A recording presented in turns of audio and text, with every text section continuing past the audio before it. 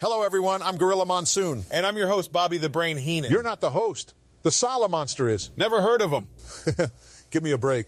You're listening to The Solomonster Sounds Off. Actually, I do know that guy. I think he owes me money. Oh, will you stop?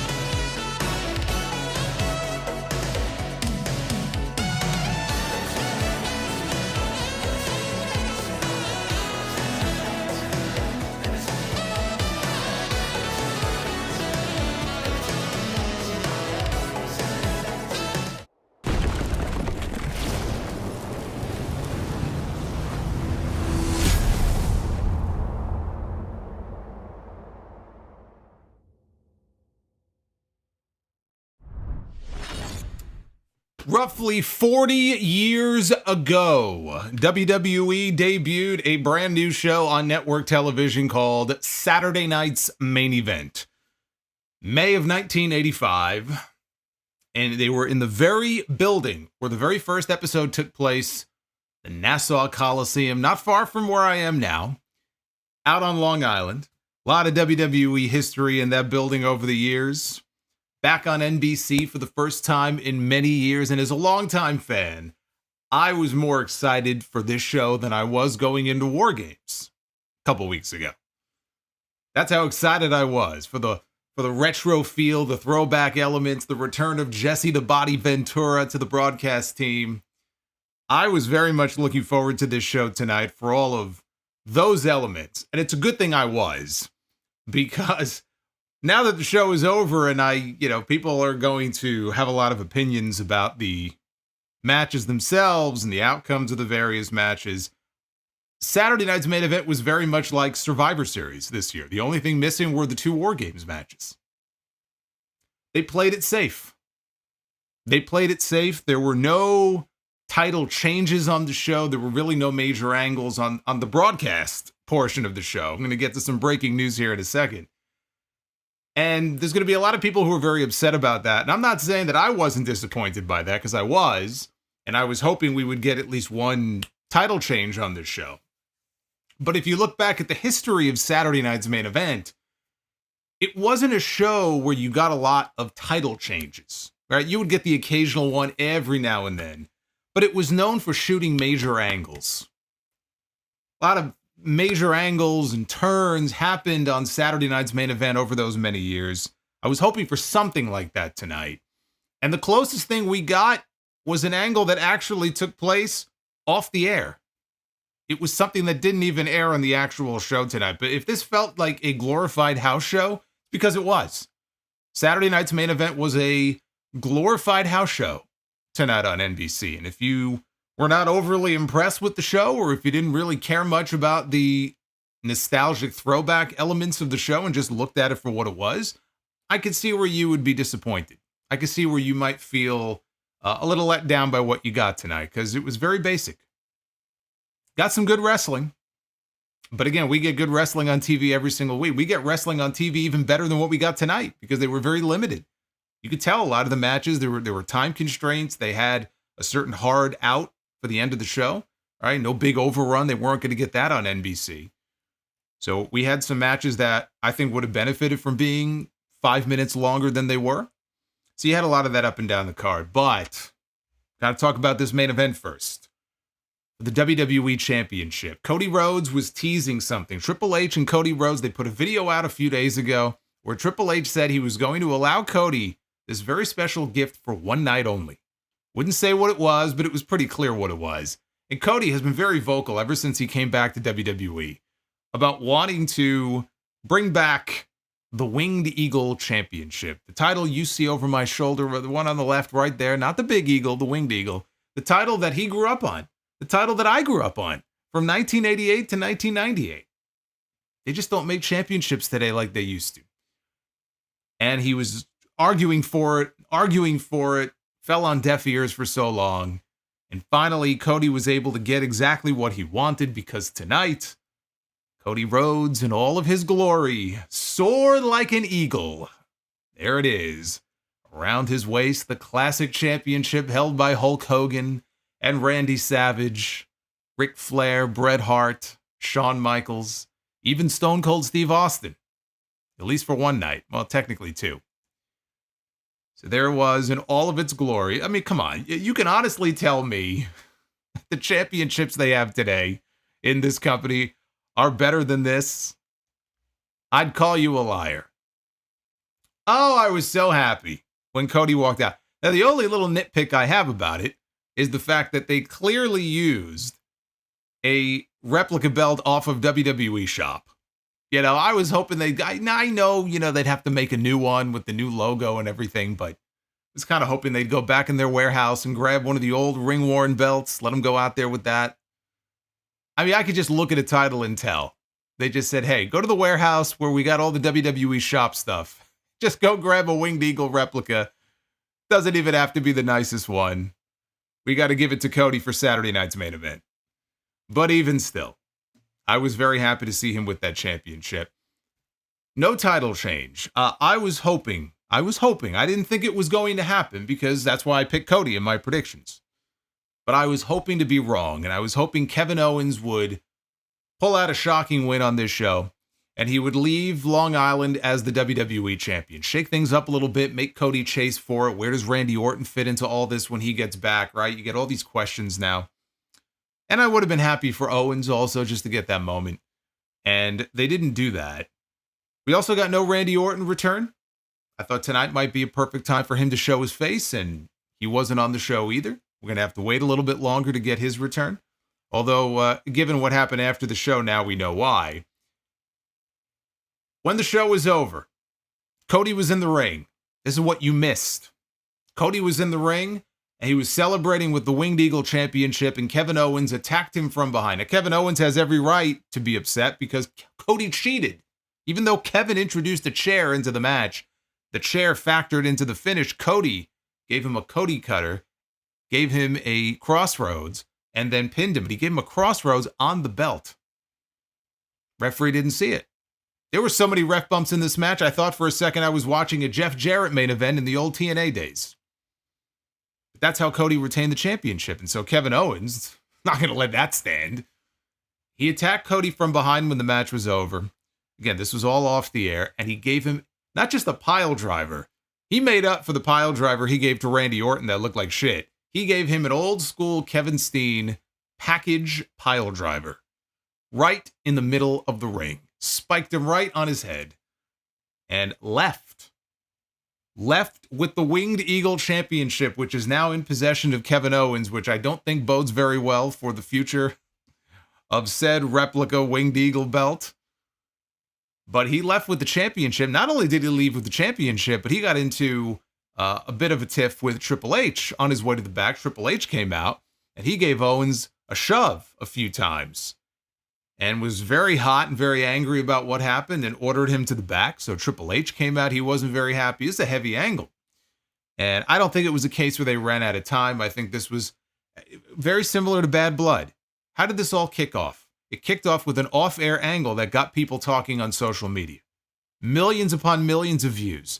Kevin Owens attacking Cody Rhodes outside of his tour bus. That's what this was. They wanted to get people talking. Apparently, WWE, they've already posted the video up on their own Twitter page. This will be shared like wildfire. It will get millions and millions of views in the next 24 hours. And this is what they will be talking about on TV this week. But it would have been nice to get that angle on TV. That would have been in the vein of the old Saturday Night's Main Event, where you shoot a major angle on the show. And unfortunately, we didn't get to see it as part of the actual broadcast. But both the men's and the women's world champions also walked out with their championship belts. No title changes there. And so it's on to the next challengers for Gunther, whoever that's going to be. And for Liv Morgan, we already know who that's going to be because she came out and went face-to-face with her, and that is Rhea Ripley. So we know that match is coming up very soon. I think that if you watch this show and you were looking forward, you're a longtime fan, old school fan, and you were looking forward to the throwback elements, I think you probably came away from the show enjoying that more than anything else. And at least for that, like, it was a fun night for me. I think without that, I would have been a lot more negative on the show. Even though the wrestling was good, I was hoping for something more, but I enjoyed the throwback elements. It opened with Obsession. Didn't come right on the air with it, but they did use the Obsession song. They did also transition into the Jim Johnston Saturday Night's Main Event theme, which they used as background music for several segments on the show. No old school interviews. You know what actually I was disappointed in? Given that they were going all the way with the retro elements, I thought for sure, look, they even did this in 2006 when they rebooted Saturday Night's Main Event and they brought it back. Remember they had, I think, Shawn Michaels against Shane McMahon on that first show. Even then, they had those backstage interviews with that background music to open the show. I thought that was a slam dunk. I mean, that was a gimme that they would open the show like that, and they didn't. That was one of the biggest surprises of the night. I go, how can you not have those iconic old school classic interviews to open the show? So we didn't get that. But again, up and down the show, you know, they had the old metal guardrails, no stage in the way that we see them usually on Raw and SmackDown. They went with a long aisleway, which we see them use for some of the PLEs, but it was lined with the old metal guardrails. There was no ramp or anything like that. It's still weird to, as we did on this show, see the WWE talent as they're coming to the ring so close to the fans. Everything now is like so larger than life, and the fans seem so removed from it when they come out to the ring. And it was like that in the Attitude Era too, when they had that giant ramp, right? You couldn't exactly reach over and touch your favorite wrestler. There was a separation there that didn't used to exist that started around that time period. And so tonight it was weird, you know, as they came down the aisle and they're so close to the fans. And, you know, you could even tell like Gunther when he came out for his match, he was like, don't fucking touch me. He's like throwing his hands in the air. Kind of like Eddie Edwards at the TNA show last night. So again, I like that aspect to it. We had the red, white, and blue ring ropes, which I think they should bring back full time. I'm sorry. Even if it's just for pay-per-views, I don't give a shit. It's just, it just looks great. Bring back the old red, white, and blue ring ropes. They had the block logo, the old block letter logo. Obviously, it said WWE instead of WWF, but they had that on the turnbuckles. And the referees, dressed in the old school powder blue shirts with the black bow ties. They did that also when they used to have those episodes of Old School Raw. Remember, they used to do those. I think those started around 2010.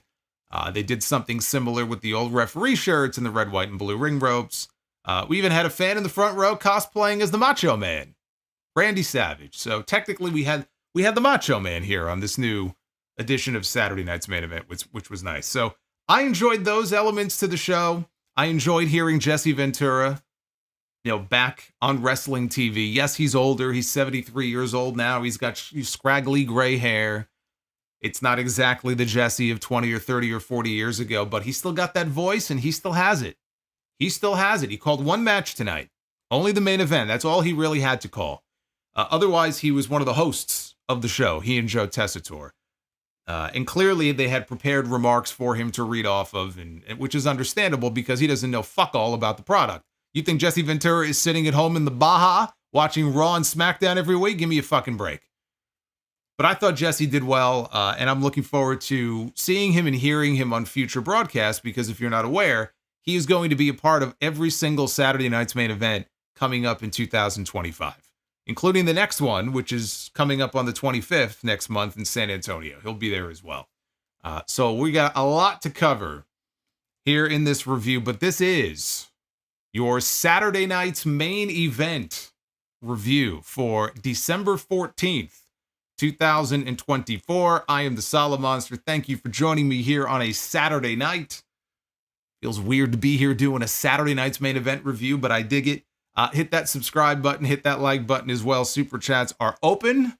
We do have a goal in the chat for the Magentas, which if we hit that goal, we'll do a Saturday Night's Main Event themed bonus edition of Be the Bookers. So go ahead and check that out. And you will see them popping up on your screen here as we go along. I'll unpause them because I know we're a little backlogged here. So bear with me here. Yes, Saturday Night Sound Off. I like the sound of that. Doesn't that sound nice?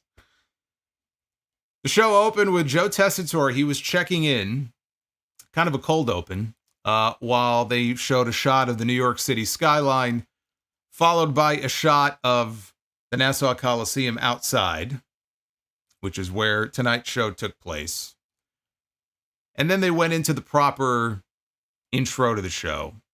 They showed an old CRT television and somebody flipping through the channels until they landed on Saturday Night's Main Event. And of course, they spliced in highlights from the original years, the early years of the show, some classic moments. A lot of them with Jesse Ventura on the call. No Vince McMahon, which is not a surprise.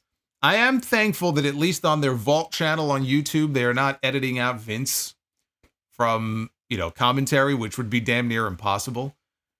It really is. It's impossible. I mean, you'd have to leave out so much of their back catalog if you did that. But they weren't going to air his voice. They weren't going to show him on TV, which is understandable. So we didn't get any classic Vince and Jesse moments that they aired. But then they went into the Animotion Obsession music for the opening montage, which had all of the current talent. Obviously, you got to update the intro for the modern day. So then in the arena, they had a special, it was like a platform, basically. It was like a special stage that was set up kind of in the back of the arena. And Joe Tessitore was there. And he introduced us to Jesse the Body Ventura. And this is kind of how, if you think back to the early days, that's how it was with Vince and Jesse, right? They were on some kind of a platform or an elevated staging that was a little higher than the crowd. And they would introduce the show. They would introduce the show and they would, run down the matches, and Jesse would heel on McMahon and his toupee and, all of that. All of that. So he loved making fun of Vince. So they were the hosts of the show. Joe, by the way, was dressed up in his black tux with the red bow tie in the spirit of Mean Gene Okerlund. It's too bad Mean Gene's not around anymore. I would have liked to have seen him be a part of the show in some way. I think that would have been appropriate, but We did not get Mean Gene, obviously. Ventura, he was wearing the trademark feather boa. He had a snakeskin jacket on, and he told the crowd it's been 40 years since he has been in WWE. Well, I mean, roughly 40 years since the first Saturday night's main event. It'll be 40 years next year. Hard to believe. But again, he's still got that voice. And he said a few words. He questioned whether Cody was actually the son of Dusty Rhodes, and mentioned Cody having actual abdominal muscles. Dusty had abs too, but they were covered up. So, his physique, he didn't have the Cody physique. And Jesse said that Cody would end up like a one-legged man in an ass-kicking contest tonight after the injury angle they did with him on Friday, where Kevin Owens went after his ankle. At that point, Joe threw it over to Michael Cole at ringside, who was joined by Pat McAfee, who got an entrance. We have not seen Pat in a few months. This time of year, he leaves. He goes off to do College Game Day. Michael Cole and Pat McAfee will be the official announce team for Raw once it moves to Netflix on January 6th. So I would imagine that Joe is going to be in a three-man booth with Wade Barrett and Corey Graves on SmackDown on Friday nights.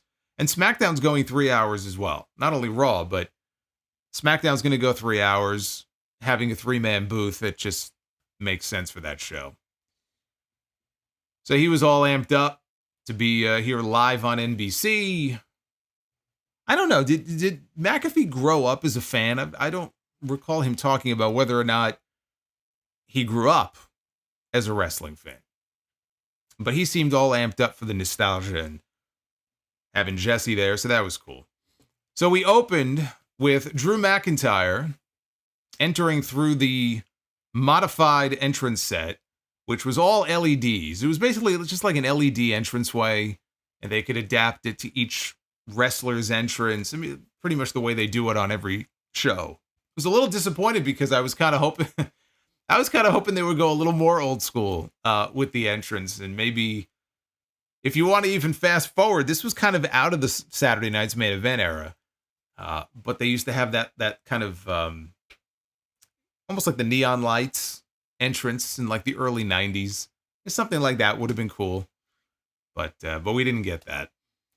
So it was Drew McIntyre coming out for the opening match to take on Sami Zayn. And thank you, Pat is a huge... Well, yes, I know Pat is a huge fan. I am aware that Pat is a huge fan now. I'm just wondering if he was always a huge fan. Like, as he was growing up. That's what I'm not sure of. Thank you, by the way, to people still filing in here on a Saturday night. We're going to talk about that shock angle that I mentioned in the title of the stream tonight when we get to the main event a little bit later on. And just checking some stuff here to see what the updates are. Coming out of the show tonight. Let me see here. Now we're pretty much caught up on all the news. I'm telling you, man, they keep shooting these off-air angles and stuff happens when the show ends, and hard to keep track sometimes. Now, this match here with McIntyre and Sami Zayn, this match was not originally planned for this show. This match was originally going to be Seth Rollins against Bronson Reed. And the two of them were going to blow off their feud on this show, probably with a Seth Rollins win, I would assume. Reed obviously got hurt in War Games. He broke his foot coming off the cage. Just had successful surgery the other day. He's going to be out for some time. So in its place, they called Drew McIntyre back earlier than originally expected. And we ended up with this match here on the show. Zayn sent McIntyre to ringside early and hit him with his Arabian Press moonsault out to the floor. Drew came back a few moments later and he hurled Sami over the announce desk, which took us into a commercial break. Sami avoided McIntyre when he came charging into the corner, and Drew posted himself shoulder first. Sami went for the haluva kick. McIntyre cut him off and hit a spine buster. So Drew hoisted Sami up on his shoulders, and he went to the middle rope, setting up for white noise. Sami countered out of it into a sunset bomb, got a hot near fall out of it.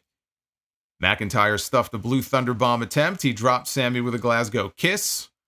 Then he counted down for the Claymore kick, and he went for the kick, but Sami cut him off with a kick of his own, and then followed up. Finally hit the Blue Thunder Bomb, got a good near fall. Sami was setting up for his finish. McIntyre rolled out to the floor, so Sami followed him out to the floor. Drew got back into the ring, so when Sami got back into the ring, McIntyre caught him with a Claymore kick, and he pinned him. Just like that. And Michael Cole pointed out on commentary the fact that Sami Zayn has never beaten Drew McIntyre one-on-one. He is still searching for that first win over McIntyre. They had a nice 10-minute match. This is one of those matches on this show tonight that could have benefited from having more time. I think this match could have definitely benefited from having another, I'd say, 5 minutes or so. But they were pressed for time. You had 2 hours and you had other championship matches. This was not a title match, but you had multiple championship matches yet to come. McIntyre is clearly targeting members of the bloodline. And more specifically, it appears he is targeting the people on that War Games team at Survivor Series. When this match was over, Drew posted a video on his Twitter account as he was walking back from the match, and he said, 1 down, 4 to go. The 1 down is Sami Zayn. Who's the other 4? Jey Uso, Jimmy Uso, right, who he attacked on Friday. That's 2. Well, the other 2 members of the War Games team were CM Punk himself and Roman Reigns. Now, is he going after CM Punk again? Is he referring maybe to Roman Reigns, maybe and Solo Sikoa, maybe both of them? We don't know. We don't know who the other 4 are. But 1 down, 4 to go. Now, I mentioned this on the SmackDown stream last night, that we have Tribal Combat now official for January 6th on Netflix. It's going to be Roman Reigns against Solo Sikoa. Depending on which way they want that match to go, it completely depends on whether they want Roman winning or not. I could see Drew McIntyre getting involved and costing Roman Reigns a win against Solo Sikoa. Costing Roman Reigns something near and dear to him, the way that he and the Bloodline cost him the championship 2 years ago in Cardiff at Clash at the Castle. Are they setting up a match maybe for Saturday night's main event next month? Or maybe even WrestleMania between Roman Reigns and Drew McIntyre? I don't know about WrestleMania, but seems to me like we're heading in the direction of that match at some point soon. 1 down, 4 to go. Trying to see, I don't think I know we had a bunch of super chats that came in. They're not showing up for some reason, so I'm trying to figure out why. They're through. They're coming through, and I'm going to read them later. But why they're not popping up on screen, I have no idea. I don't know. But keep them coming. Keep them coming. We're about halfway to our goal. Before the next match, they cut to ringside. And they showed some legends who were in attendance at the show tonight in the front row, including Tito Santana. Now, I'll have you know, Tito Santana, he's another name from my childhood. Tito was he was very reliable, right? Nobody ever really looked at Tito as like a main event guy. Although at one point in the early 90s, he was under consideration to win the WWF Championship. They ended up going with Brett instead. But he was on the list. He was on the list of names being considered for that spot. But Tito was a great worker. And Tito Santana had one of the greatest matches in the history of Saturday Night's Main Event in 1990 against Mr. Perfect for the Intercontinental title. But Tito's first appearance on Saturday Night's Main Event was in October of 1985. He was the champion, and he was defending the IC title on that show against the Macho Man Randy Savage. Also in the front row with Tito, the Mouth of the South, Jimmy Hart, who does not age. This man is the ageless wonder. 80 years old. Can you believe this? 80 years old. He's got an incredible, he got a better tan than I've ever had in my entire life. God bless him. Jimmy, you don't really hear any bad stories about Jimmy Hart. Jimmy Hart's a quality guy. Very rare that there are people seemingly in the wrestling business who nobody has anything negative to say. Nothing. So he was there. And the other person also in the front row they showed is this guy, Rich Herring. Now, Rich Herring is someone that you probably do not know. I barely know him. I remember he got the Warrior Award at the Hall of Fame ceremony a few years ago. He retired, I think about a year ago, from WWE. 50 years he worked in the company in various capacities behind the scenes. So he was not on air. But for half a century, he worked for that company. So they acknowledged him on the air as well. And up next, we had our first championship match of the night, which was Io Sky challenging Liv Morgan for the Women's World Championship.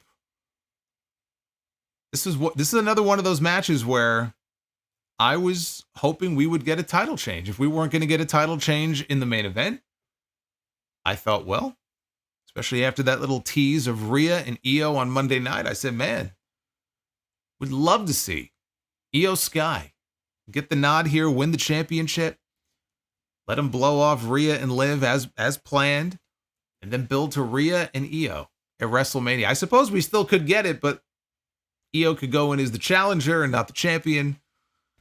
So I was hoping. Both women ended up on the apron. Liv went for a sunset bomb. Io, though, held onto the ropes and kicked Liv, who was on the floor. And Io followed that up with an Asai moonsault, which took us into the commercial break. Io hit Morgan with a suicide dive coming out of that break, then rolled Liv back inside and hit her with a springboard missile drop kick. Liv came back, hit a code breaker for 2. Io then hit 3 straight German suplexes. She rolled through each one into the next. Then she tried a springboard move from the ropes, and she slipped. Now, it could have been worse. She could have slipped, and she could have face planted. She didn't face plant, but she kind of, she tripped, and then she stumbled a little bit, and Liv just dropped her with a code breaker for 2. Io came back, though, and drilled Liv with a knee strike to the face. Holy shit. She drilled her flush. Flush. Right in the face. And after that, Liv had a little bit of blood coming out of her nose, like trickling out. It wasn't like she broke her nose and she was, gushing blood or anything like that, but they showed a slow-mo replay of it, and she caught her pretty good. So then Io delivered double knees in the corner to Liv. Io went up top. She tried for her finish, the over the moonsault. On her way down, though, Liv got her feet up. Morgan followed with Oblivion and then scored the pin clean to retain the championship. Liv Morgan beats Io Sky clean to retain the title. How she didn't break her nose, I'll never know, but according to Mike Johnson, a PW insider, she was okay. No broken nose, which is good. I don't know how. But it's too bad, too, because, Rhea, she ditched her face mask at Survivor Series. Otherwise, if she still had her mask, and if Liv needed a mask of her own, we could have had mask versus mask in their next match. But I guess now we don't have to worry about that.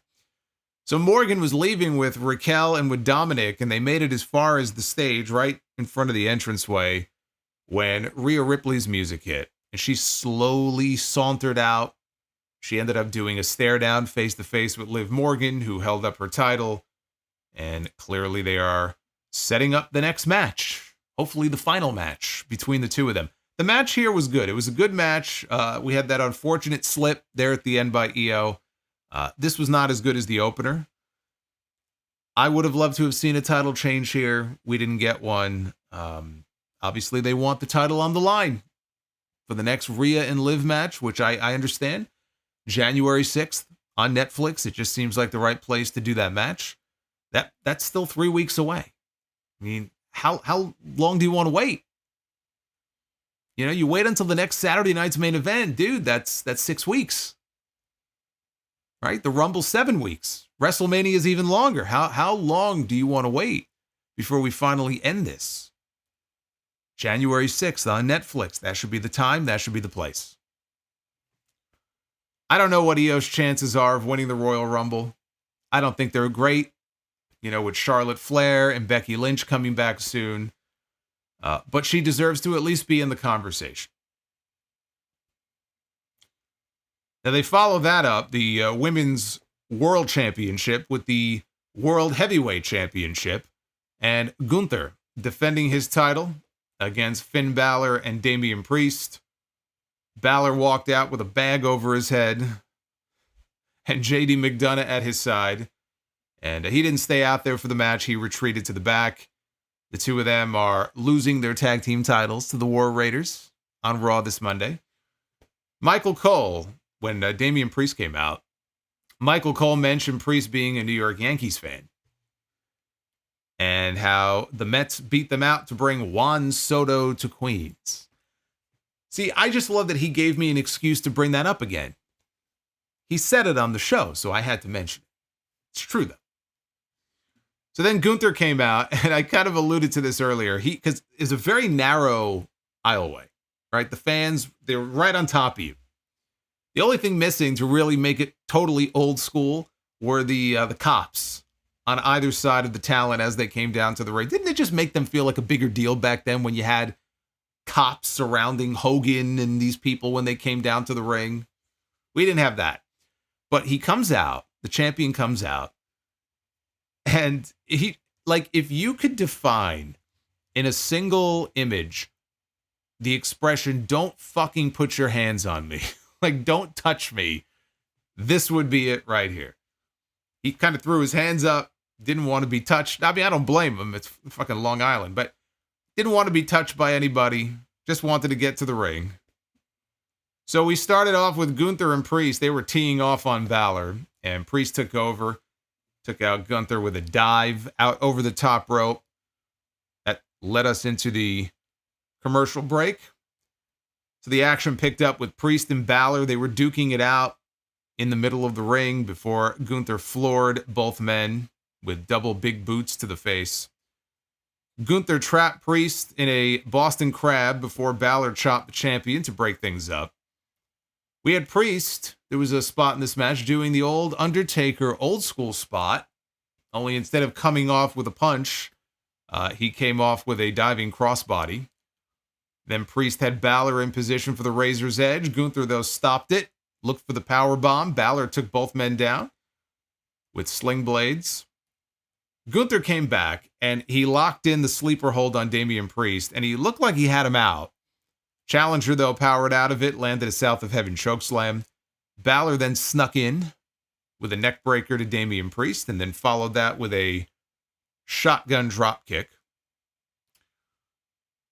We had up top, Bálor's attempt at a coup de grace was stopped by Gunther, who looked for a superplex. Priest, though, grabs Gunther in position for a Razor's Edge, drops him down. Bálor then immediately comes off the top with a double stomp on the champion, had him beat. Priest is laying there, and at the very last second, he turns over, hits him with an arm in the back of the head, and breaks up the pin.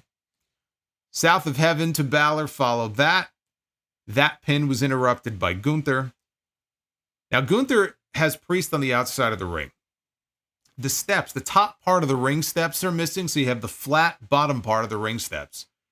And Gunther goes to give him a power bomb, and it looked like Priest's foot, it kind of caught the steps on the way up, so he wasn't able to get him up, and he kind of held him there upside down for a little bit, and then he muscled him up, and he power bombed him right on top of the ring steps. That was it for Damian Priest. We didn't see him again after that. Gunther gets back into the ring, hits the power bomb to Finn Bálor. He stacks him, and he pins him to retain the World Heavyweight Championship. Time for Finn to put that bag back over his head. This turned into a really good match down the stretch. Again, it was a victim of timing. The opening match with Sami Zayn and Drew McIntyre got more time than this match did. That match got like a minute or two longer than a triple threat match for the World Heavyweight Championship did. I don't agree with that. So they could have had more time here. But this is it. Like this should be the end now for Bálor. For Bálor and Priest's, journey to the World Heavyweight Championship and their attempts to become world champion. I don't know what that means for Damian Priest on Raw going forward. Honestly, it probably should mean a move to SmackDown as part of this whole transfer window that we've got these next few weeks. So maybe he'll be headed there like Braun Strowman was on SmackDown last night. And as far as... Now, before I talk about Bálor, I should mention this. I did get a message. I did get a tweet from a fan of the show, Bill, who was at the show tonight. He did mention that Priest was limping badly as he left the ring, and he had the referee help him to the back. Now, I don't recall him selling the leg much during the match, or really there being a leg injury as far as the story of the match goes. So I don't know about that, but that's what he observed when Priest went to the back. As far as Bálor, he's going to lose those tag team titles, I do believe, on Monday, right? He lost tonight. Now, it's all going to start to fall apart now for him. His world is going to come crumbling down. He lost tonight. He and JD McDonough are going to lose those tag team titles in the rematch with the War Raiders on Monday. And at that point, I still think the plan should be Bálor gets booted out of the Judgment Day. Dominic Mysterio outsmarts him. Gets the last laugh. Balor's been he's been razzing him. He's been bullying this kid. Dom gets the last laugh. Maybe he engineers a trade of Bálor to SmackDown. But however they're going to do it, something has to give very soon as far as the Judgment Day. This is all leading to something. Maybe on January 6th, that could be the day. That could be D-Day for the Judgment Day.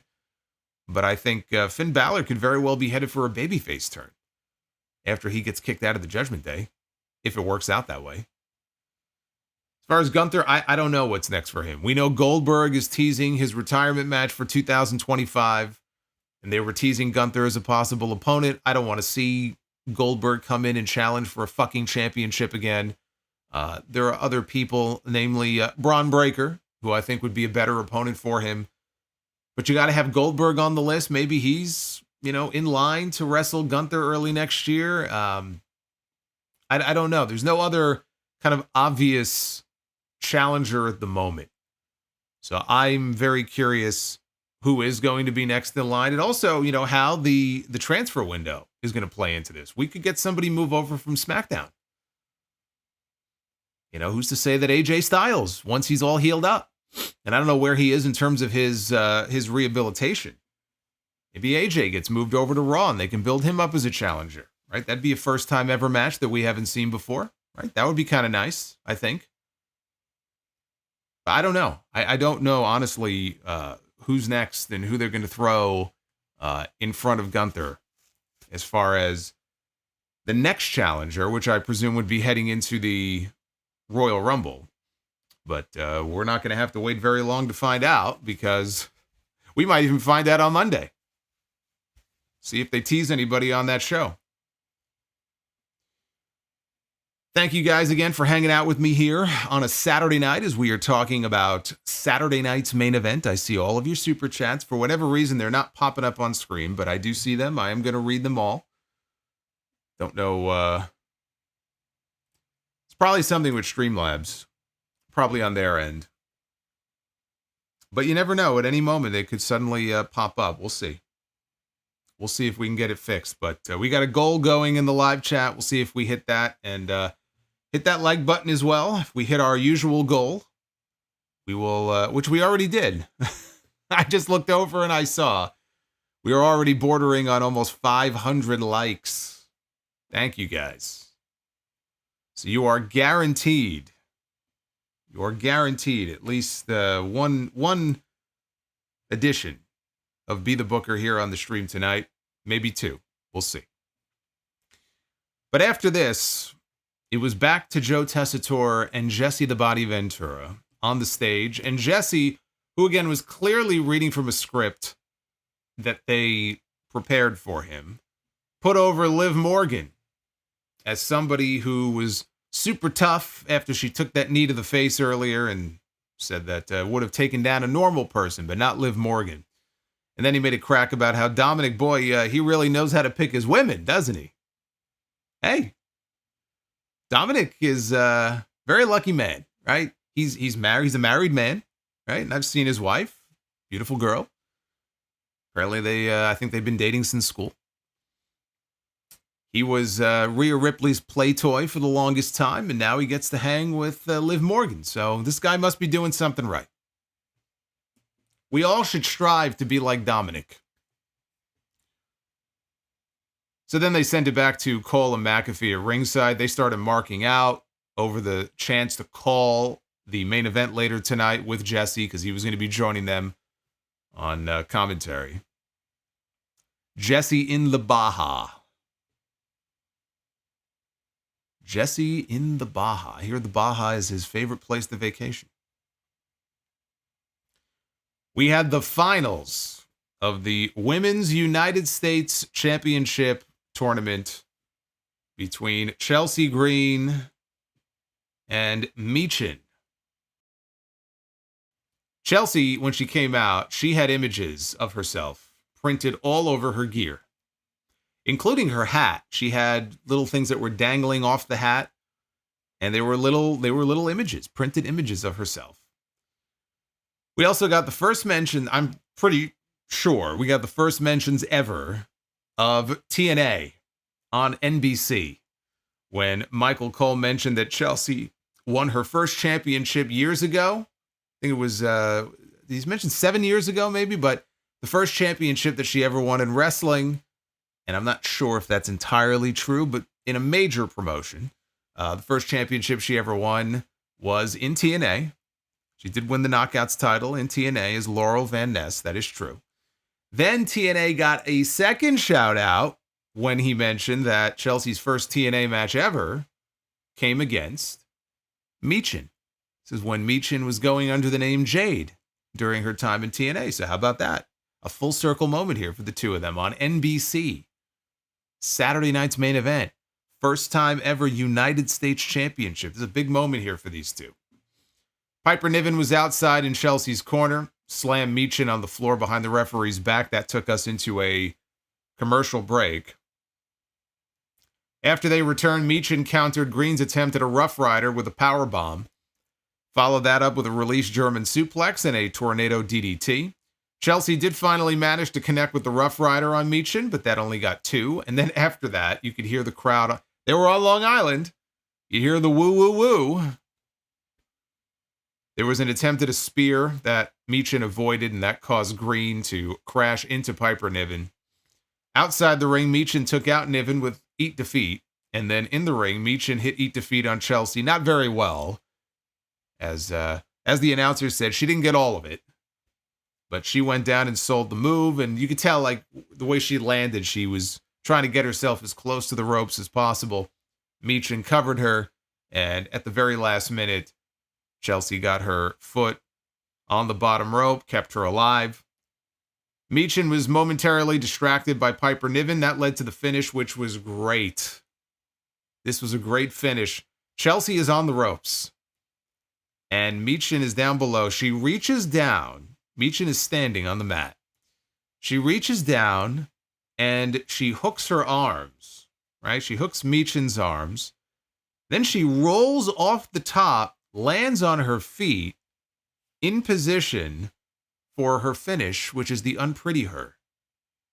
And she drops her for the Unpretty Her, covers Michin, and gets the pinfall to become the first ever United States champion that we have seen in the women's division here in WWE and possibly anywhere. But the first ever women's champion in WWE, Chelsea Green, makes history here tonight. Crowd popped big for it because, A, they were on Long Island and obviously the Matt Cardona connection, but they genuinely like Chelsea. They're entertained by her. They like her shtick. And honestly, Chelsea has had herself a great year. Now, the match itself was nothing special. This was your average fucking television match, okay? The match itself, absolutely nothing special. Nothing that you cannot see on any episode of SmackDown or Raw any other week. The finish was memorable. And it's a well-deserved win for Chelsea Green. Now, what it's going to matter in the grand scheme of things, right? It's a new title. It's a women's mid-card title. It is what they make of it. So if Triple H has some grand plan for these titles, the women's U.S. title, the women's intercontinental title, and if he's planning on developing stories around these titles, then maybe it could be something good. It could be something positive for people like Chelsea and Piper and Michin and Blair Davenport and Lash Legend and all these women that usually are just kind of mulling around. They don't really have a whole lot to do because they're not in contention for the top title. The top title is occupied by people like Nia Jax and Rhea Ripley and Liv Morgan. And soon, Charlotte Flair, Io Sky, and Becky Lynch. So what do you do with some of these other women, right? It gives them something to do. That's going to be incumbent on Triple H. Whether or not, he wants to invest the time and the energy in coming up with interesting stories for these women, it's not going to be on Chelsea Green.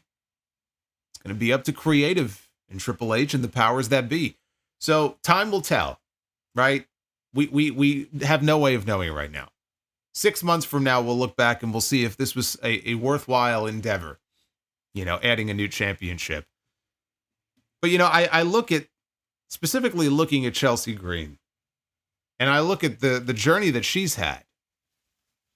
Don't forget, early in her first run in WWE, all the issues that she had with her wrist, right? She broke her wrist multiple times, multiple surgeries on both wrists. As I recall, when she made her debut on SmackDown many years ago, she actually broke her wrist in that match. It just felt like she just can't get healthy. She's injury prone. That was starting to become the knock on her. Then she got released. I think in 2021, they cut her. And I think it was a text message to Triple H one day. She's like, you know what? I'm going to take the initiative. Text Triple H. It led to her return to the company. And look at where she is now. Right? She's on NBC. The return of Saturday night's main event, this brand new championship they're trying to get over. She wins the tournament. She becomes the first ever champion. And the people actually responded positively, even though she's a heel. But they popped for it. So it's been nice to see her kind of claw her way back from darker times that she had, because I really thought, she just kept breaking her wrist, and I said, man, is her wrist made of paper mache? Like, it just felt like something that could be a recurring problem for her, but she's been able to stay healthy, and she's made the most of, the opportunities that they've given her. So I'm happy for her. I'm happy for her, and I hope it all works out. I have my healthy dose of skepticism when it comes to these mid-card titles and whether or not it's going to end up meaning anything, but obviously to her tonight, it meant something. Now, they showed more legends at ringside. They showed the Birdman. Coco Beware. There was no Frankie. Frankie died in a fire many years ago. They show Greg the Hammer Valentine. I swear to God, I've never seen Valentine smile this much in my life. I've never seen this man smile as much as they did when they showed him. It was the big cheesy smile, too. There was Greg the Hammer Valentine. Ted DiBiase, by the way, he was scheduled to be part of the show. Had to pull out in the last few days due to a minor medical issue. Probably will be on a future episode, but that is why. If you saw him mentioned or you saw him advertised, that is why he was not on the show tonight. Otherwise, he would have been right there in the front row. Then they cut to Jesse, who's now sitting at ringside next to Michael Cole. On one side, Pat McAfee is on the other side of Cole. And looking at Jesse there, even though he's older, it just felt so natural. It just felt so natural having him back on commentary. He called a match in 2009. He did the Battle Royal on Raw with Vince McMahon. That was 15 years ago. 10 years before that, he did commentary for a match on Raw in advance of him refereeing the main event of SummerSlam. Okay, that was back in 99. Those are the only two matches prior to tonight that Jesse Ventura has done commentary for in WWE since 1990. So it's been a long time.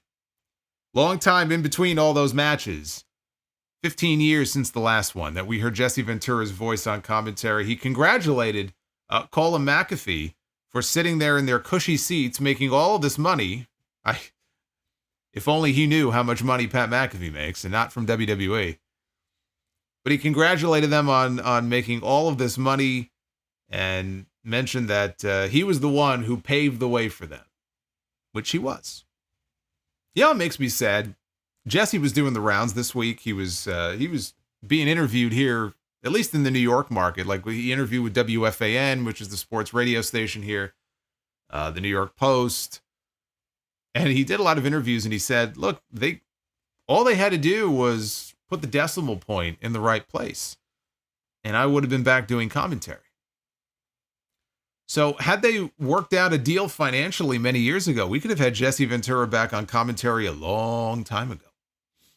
Because I'm sure had they put that decimal point in the right place, even though Vince McMahon was still running the company at that time, like, I don't think he would have had an issue coming back and doing commentary. So we could have had Jesse like years ago back on commentary, and it hit me listening to him in the main event tonight, especially down the stretch towards the end of that match.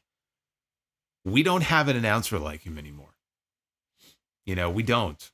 And I don't mean like the heel commentator, right? I don't really look at Jesse as the heel commentator. I look at Jesse as the Kevin Owens of commentators. Because if you look at the storyline going into this main event, Kevin Owens has been making a lot of sense in a lot of the things that he's been saying about Cody Rhodes. He's a heel, but like, he's logical and sensible. And that's what Jesse was on commentary. He was logical and sensible. He was the only guy. Now, Heenan would do it, but, you know, Heenan was obviously the heel. He hated Hulk Hogan.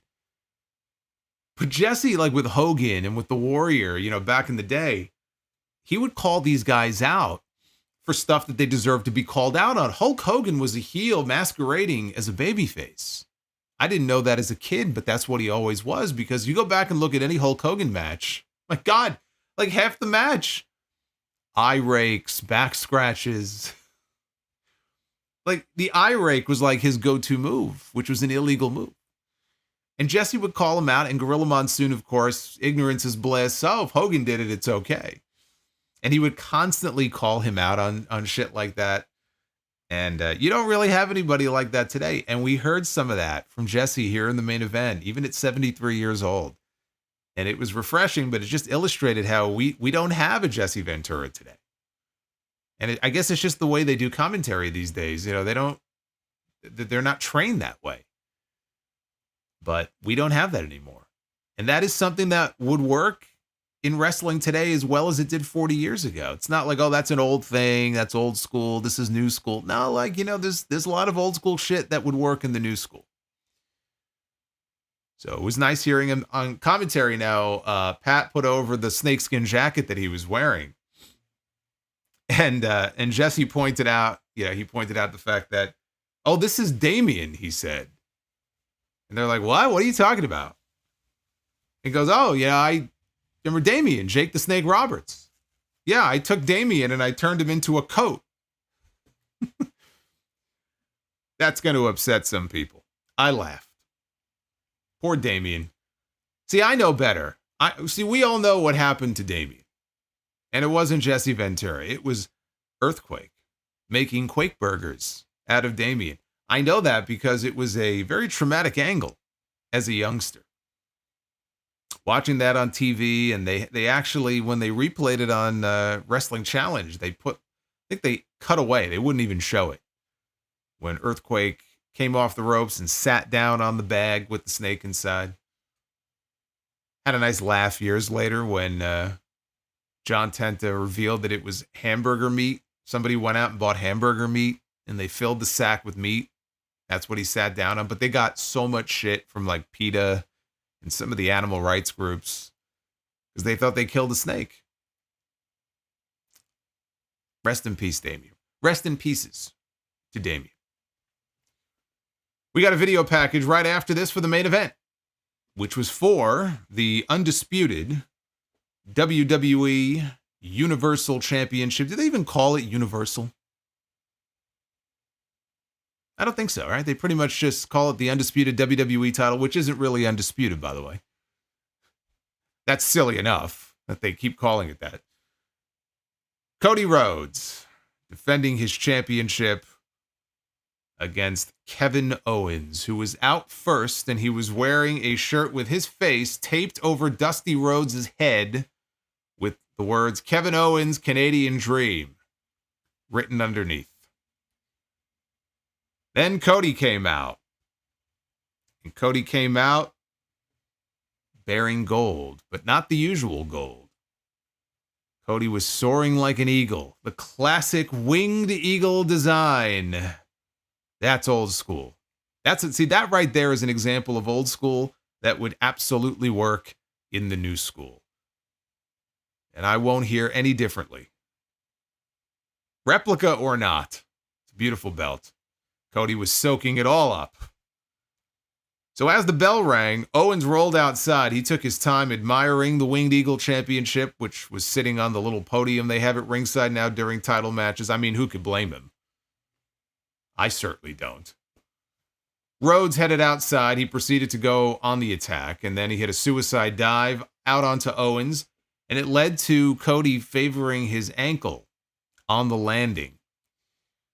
And it was the ankle that Owens injured on SmackDown on Friday night. And again, Jesse was making the point, because they obviously, either Jesse watched SmackDown on Friday or they told him about the angle they did. And Jesse was the first one to bring up the fact, Cody, he said it at the beginning of the show, Cody is going into this match like a one-legged man in an ass-kicking contest. Kevin Owens should focus on the leg, right? That's going to be his weakness. So already early on here in this match, favoring the leg. Owens regained the advantage. He threw Cody into the ring post, then did a Randy Orton-esque backbreaker on top of the announce desk. That led to a picture-in-picture break, but not before Owens sarcastically looked into the camera and said, "Hi, Randy." I still thought there was a chance Randy would be there, but I guess he really was at home, watching the show. During picture-in-picture, Owens targeted Cody's ankle. As the match came back live, Owens hit a swanton bomb for a 2 count. He decided to rub some salt in the wound by mocking Dusty's trademark punches, but Cody turned the tables and hit his dad's punches instead. Disaster kick by Cody got a near fall. The champion wanted a Cody cutter, but Owens rolled outside. Cody followed and got met with a super kick, and the challenger cleared off the announce desk. I like, by the way, how when he cleared off the announce desk, Pat McAfee and Michael Cole, they knew enough to get the hell out of the way. Jesse Ventura, he's 73 years old. He's not exactly going to leap up to his feet. He's just sitting back, cool, calm, and collected, probably thinking, hey, if you lay a finger on me, I'll fucking sue your asses. So Jesse's just sitting there taking it all in. And Cody paid homage to Randy Orton by hitting an RKO to Owens on top of the announce desk, which did not break. Back inside, Cody placed Owens up top and had him set up for a superplex, but Owens reversed it into an avalanche fisherman's buster. Champion kicked out, though, at 2. Jesse couldn't believe it. Of course Jesse couldn't believe it. Back in his day, people didn't kick out of moves like that. Then again, back in his day, you didn't see a fucking move like that. Can you imagine? You imagine fucking, Tito Santana hitting Big John Studd with an avalanche fisherman's buster up the top rope? Those guys didn't leave their feet. I mean, Tito did, but Bundy, Studd, Andre, Bossman, all these guys. Actually, you know what? To Bossman's credit, though, he did take that superplex off the top of the cage on Saturday night's main event. So there was a stunner attempt, and Cody turned the tables into a crossroads, but Owens countered before he could hit it and pushed him right into the referee. Ref bump number 1 here in this match. Then the stunner connects by Owens, and he covers, but there's no referee. Now the crowd is counting along. He's got the visual pin. Can't win with a visual pin. You got to get a pin, not a visual pin. So it doesn't mean anything. So finally, a second referee runs in to make the count, and Cody kicks out at 2. There was a pop-up powerbomb attempt by Owens that Cody was able to block. Cody tried for what I think was meant to be a disaster kick, but he wiped out the referee. That's the second referee and he wiped him out with a crossbody. Ref bump number 2 here in this match. Owens now rolls to the floor. I thought he was going for the winged eagle, but he left it alone. Instead, he went and grabbed a chair. And he brought a chair back into the ring with him, and he took a swing. Cody dodged it, hit a Cody cutter. And as predicted by Jesse Ventura on commentary was openly talking about, is Cody Rhodes going to use the chair? Right? Use the chair, right? He's talking about this. That's exactly what happened. Cody looks, he glances down. He notices the chair is laying in the middle of the ring. And so he hits a crossroads onto the chair. Then he hides the evidence and he makes a cover. There's no referee. Well, the original referee, Lil Nate, Charles Robinson, and by the way, I'm super excited for Charles Robinson. He got to officiate the main event here of what I think may have been his first Saturday night's main event. I don't remember if he officiated any of the matches on the one back in 2006 or 2008, whatever it was. He may have. He probably did. But they gave him the honors here. And again, he was wearing the old powder blue shirt and the bow tie and everything. Lil Nate hobbles back to his feet. And instead of crawling back into the ring, he's just fuck it. He stands outside the ring and reaches in and makes the 3 count. I don't think I've ever seen that before, at least not in a championship match, where the referee just didn't even bother getting back into the ring. He just reached in and counted 3. Even Mike Tyson, who was outside the ring at WrestleMania, slid into the ring to count the fall for Steve Austin.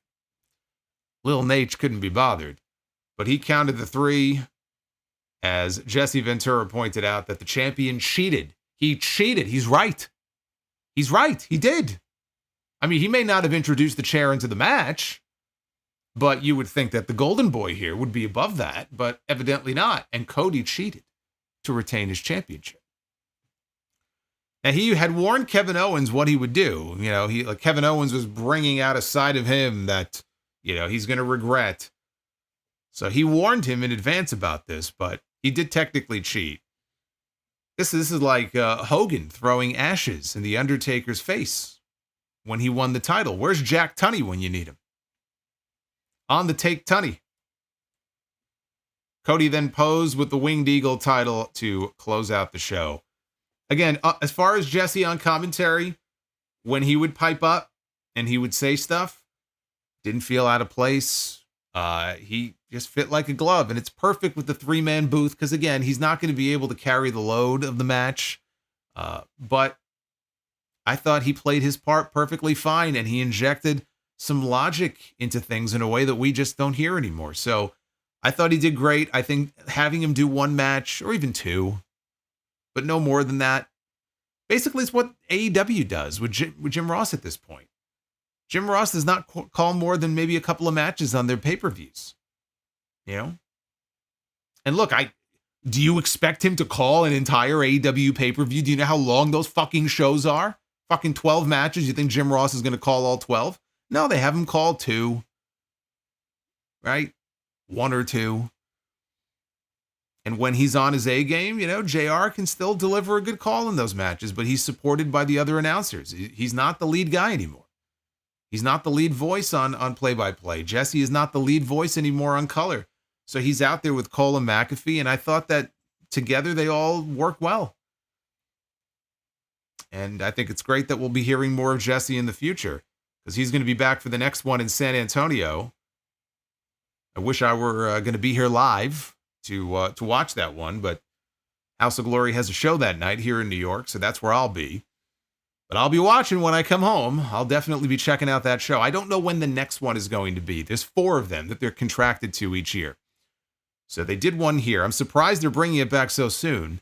After January, my guess is that we probably won't have another one until May, maybe in May, and then maybe do one in September, and then run it back again in December. Like I could see that being the schedule going forward, but he'll be there for all of them. So if you're wondering about that, you don't have to wonder. The match itself, they had a good match. They went the predictable route as far as the outcome. I was disappointed, not surprised at all. But I was disappointed that they didn't pull a title change out of their ass. I could feel it in the final minutes because, again, they were pressed for time and it felt like, okay, they're going to be up against the clock here. And this doesn't feel like it's been built up properly, however many minutes into the match we were, where it felt like a major title change was coming. So I could kind of feel like, okay, we're not going to get, we're going to get a fuck finish or something's going to happen here. We're not going to get a title change.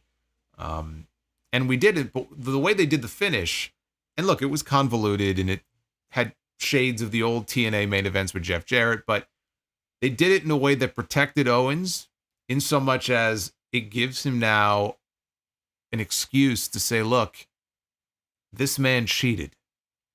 He took a shortcut. I had a pin, right? He had that visual pin for like 8 seconds. That championship belongs to me. I beat him. The referee was out. That's not my fault. I didn't do that. So now he's got that excuse built in. So you can drag this out into a second match. I guess technically it would be a third one because they had their first match in Berlin a few months ago. But now he can justify a rematch at the next Saturday night's main event or at the Royal Rumble, which is a week later. I don't see this as a Netflix match. I feel like they're going to have enough on Netflix. I don't think you want to give everything away on that show. I mean, they might. They might want to work it the same way as this show where they have all the major titles represented. If that's what they want to do, then yes, we're going to get Cody and KO on that show. And maybe that's where we get the Randy Orton return.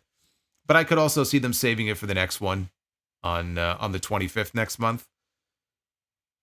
The shock angle that I mentioned in the title of the video came when the show was over. It was a shock to me because why couldn't we see this on TV? I was getting ready to go live here, and then I got people telling me, oh, package pile driver. I go, what?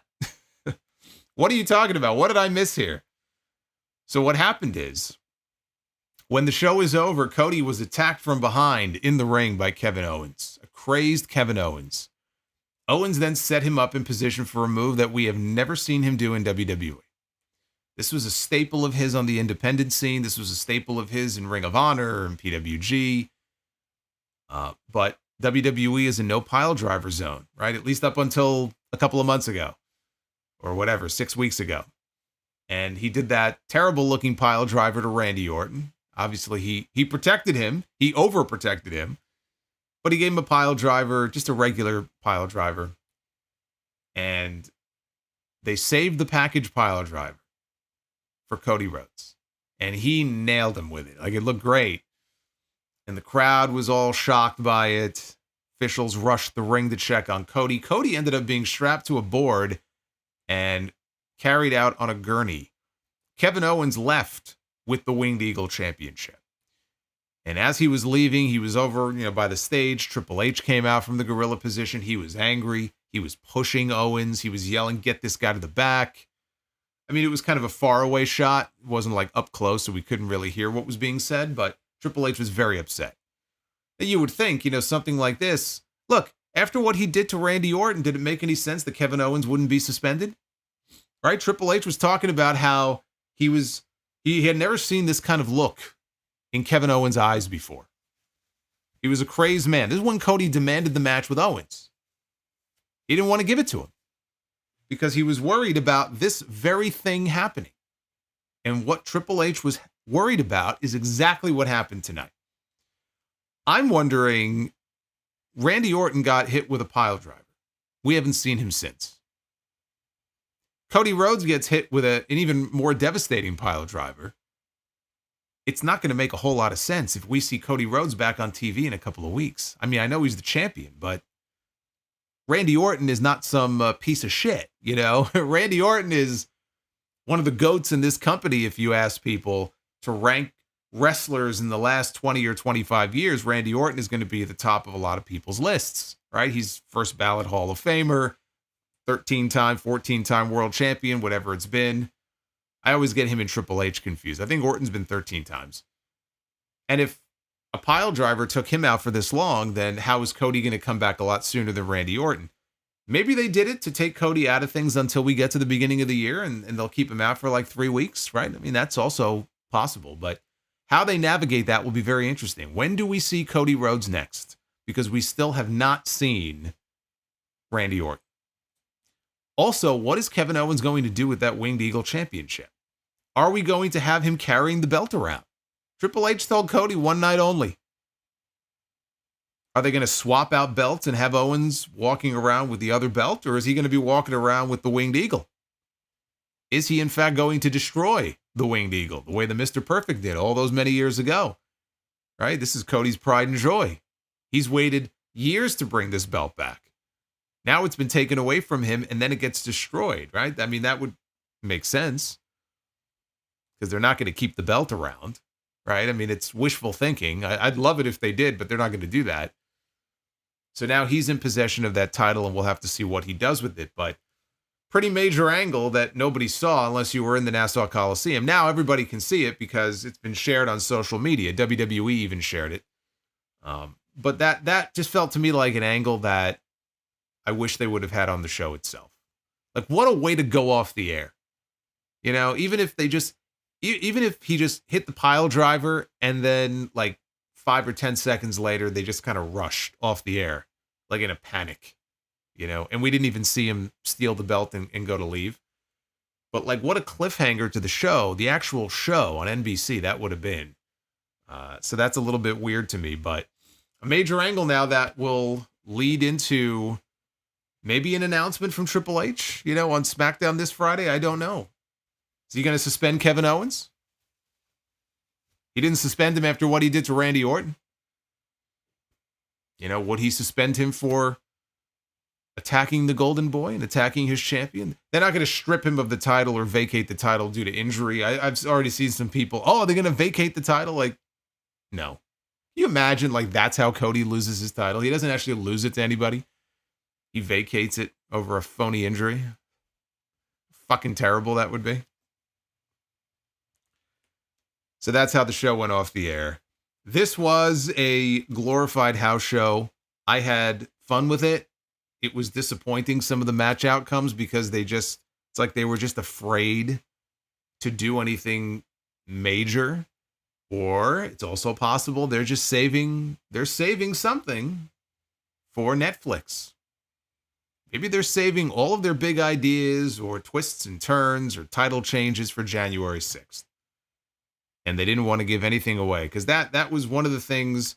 I think WrestleVotes was talking about that even with Survivor Series. Like, oh, they're not going to do anything too outside the box because, you know, we're heading into the end of the year and they want to gear up for what's coming up at the beginning of the year. But to me, this was a big deal. This was their first Saturday Night's Main Event in many years, back on primetime television live on NBC. And yeah, it's surprising they didn't shoot any major angles on the show itself, but I enjoyed the throwback elements. My guess is that most of those are going to go away. I don't even know if they're going to keep like the music or anything like that. I hope they at least keep the music, like the Jim Johnson theme, if nothing else. But do I think they're going to go old school with every edition of Saturday Night's Main Event 4 times a year? Unfortunately, no. No, I don't think they will, but that guy right there, Jesse, will be back. So at least we have that to look forward to. Let's take a look at the Twitter poll. What did you guys think of Saturday night's main event? 68% thumbs up for tonight's show, 21.6% thumbs in the middle, and 10.5% gave the show a thumbs down. Owens is going to sell the belt to Ted DiBiase. I don't think he will. That would be kind of funny, but no, I don't think he will.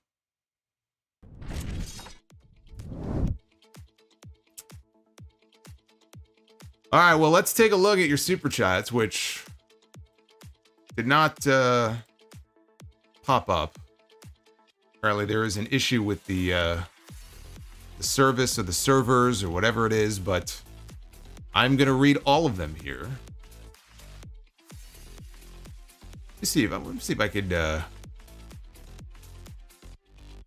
reboot these here. Let me see.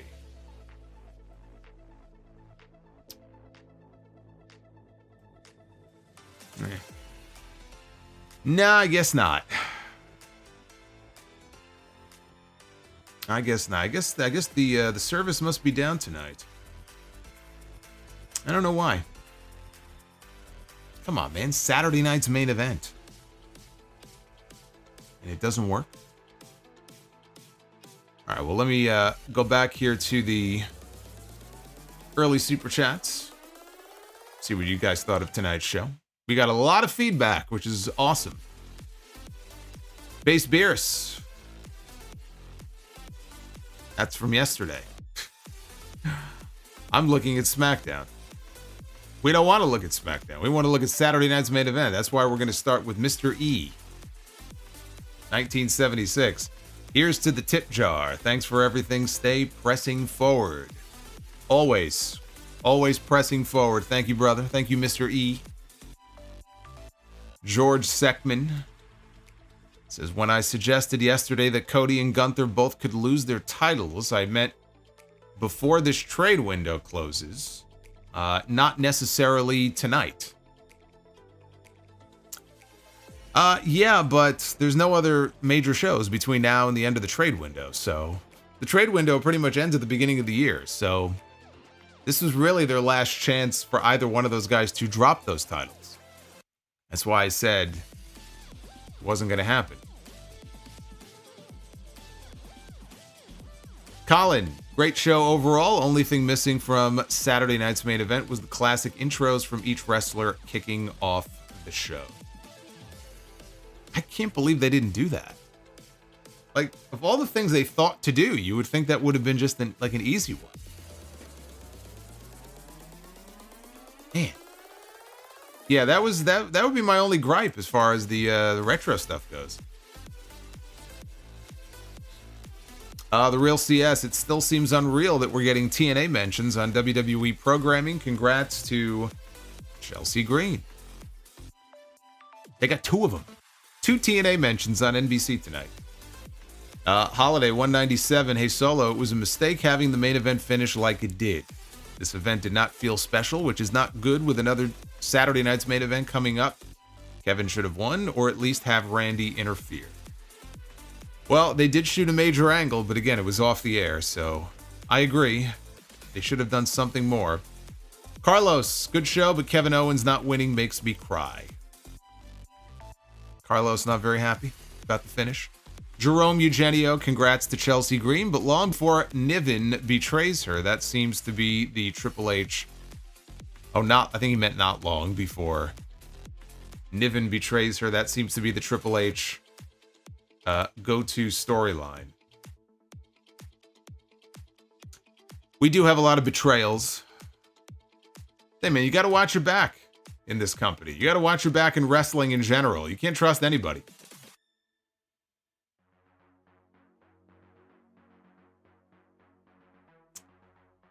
Can't trust anybody.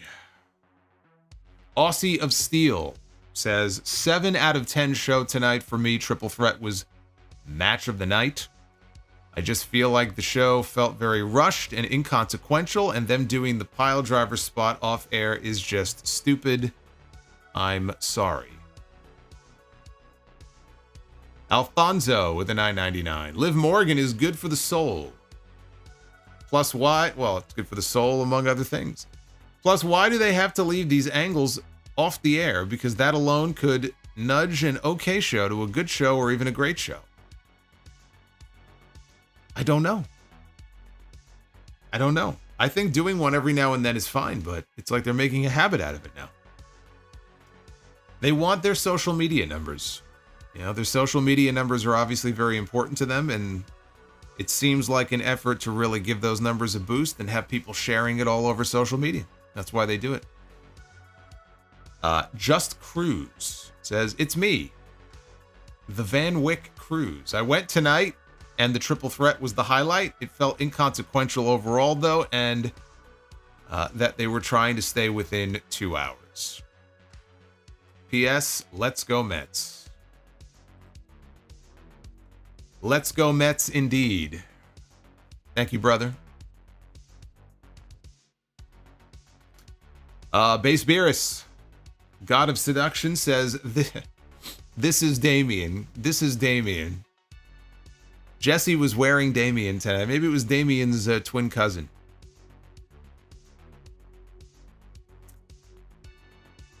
Venom Kitetsu. Normally we'd be hearing Bree mode, but Bree mode doesn't want to concentrate tonight. Piper. Let's see here. Piper. Aki Man. The hell's Aki Man? It says Piper, Aki Man, Glacier, Goldberg, and now Luger. Who should I win the U.S. title with on WCW NWO Revenge next? Hope you're feeling better, Solo. Has the fever dropped to at least 106 now? Yeah, there's no fever now. It's just a full-blown cold. So if you're wondering why we had all the cutaways, that's not by accident, by the way. We have a little animation I play every now and then. It's because I think I'm about to sneeze. Thankfully, I've been able to hold it in. But yeah, I got hit with a full-blown cold yesterday after a week of a sore throat. So this just doesn't seem to be going away. Which kind of sucks when you have a show to do every fucking day. We did a show last night. We're doing one tonight. I got a podcast in the morning I got to record. We have Raw Monday night. We have TNT on Tuesday. We have Dynamite on Wednesday. I got a Hog show to commentate on Friday. I can't, man. I just can't.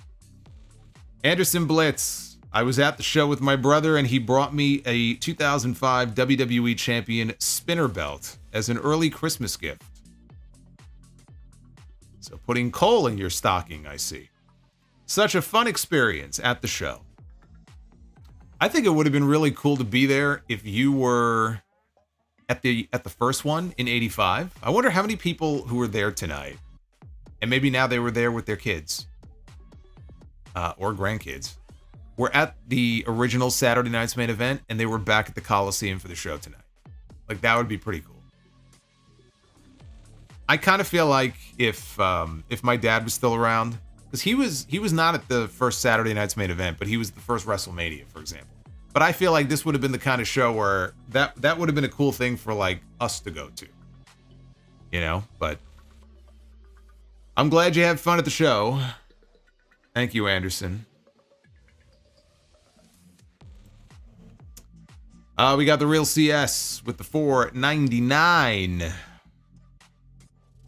The only way I see WWE bringing back the Winged Eagle permanently is if they modernize it, and trust me, the fans will absolutely shit on it. Yes, they will. So there really is no point. We got Aaron. Oh boy, look at Aaron. Aaron just came in with a $50 super chat. Oh my. We don't have Gunther tonight, unfortunately, but I got to give you the yes chant for that one. Aaron, thank you so much. Was really hoping Kevin Owens won tonight, but still a fun show overall. Wish that package pile driver angle was on air, but was still awesome to see him pull that out nonetheless. Does KO keep the Winged Eagle to taunt Cody at future TVs? Oh, absolutely, yes. As long as Cody is going to be out for, Owens should be on TV with that belt every single week. He should have it with him in his car, everywhere he goes. I don't know if he destroys it in the end. He probably should. But he's going to taunt him with it until he comes back. Without a doubt. Unless, again, he just destroys it on Friday, and that's the end of it. But that's what I would do.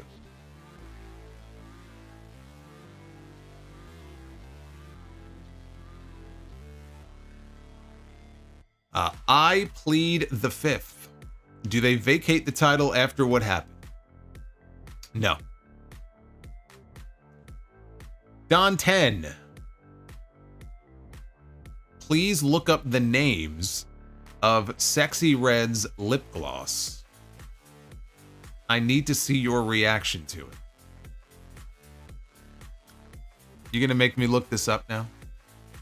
You're going to make me look up Sexy Red here in the middle of my stream? All right, let's see. Let's see. Okay. Sexy Red reveals her lip gloss line. Product names include...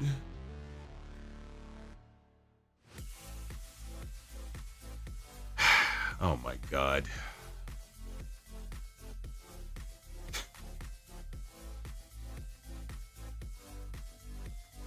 Yes, I see the list. It's quite the list.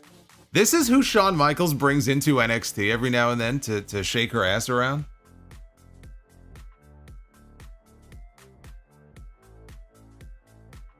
So, Sexy Red has a line of lip gloss.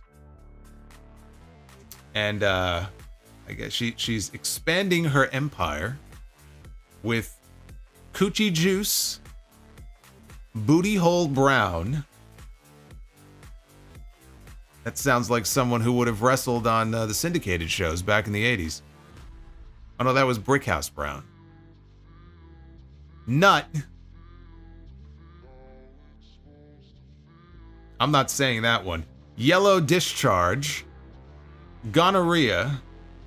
Blue Balls. And Sex on My Period.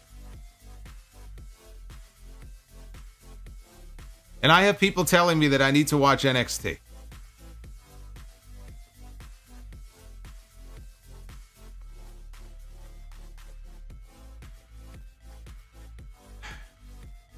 Mr. Rod with the $20 super chat. A decent show at best.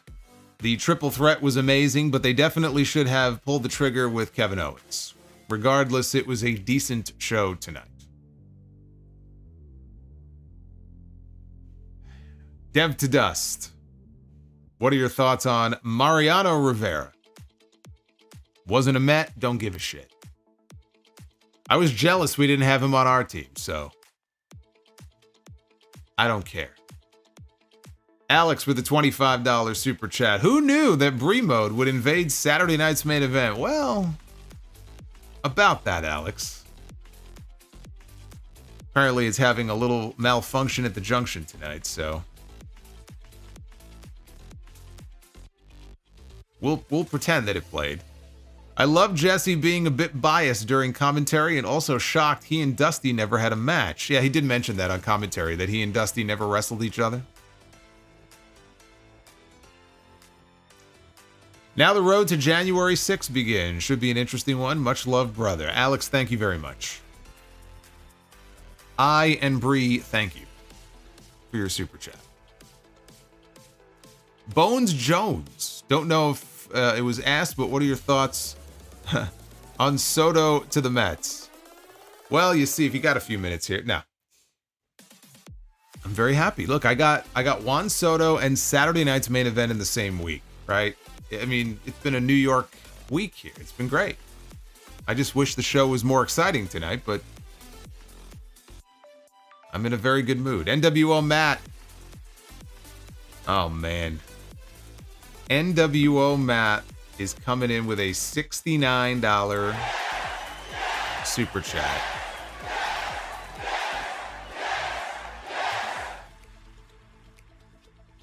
I believe that is the Bukkake Ghost. It says, this show was boring. He thought Saturday night's main event was boring tonight.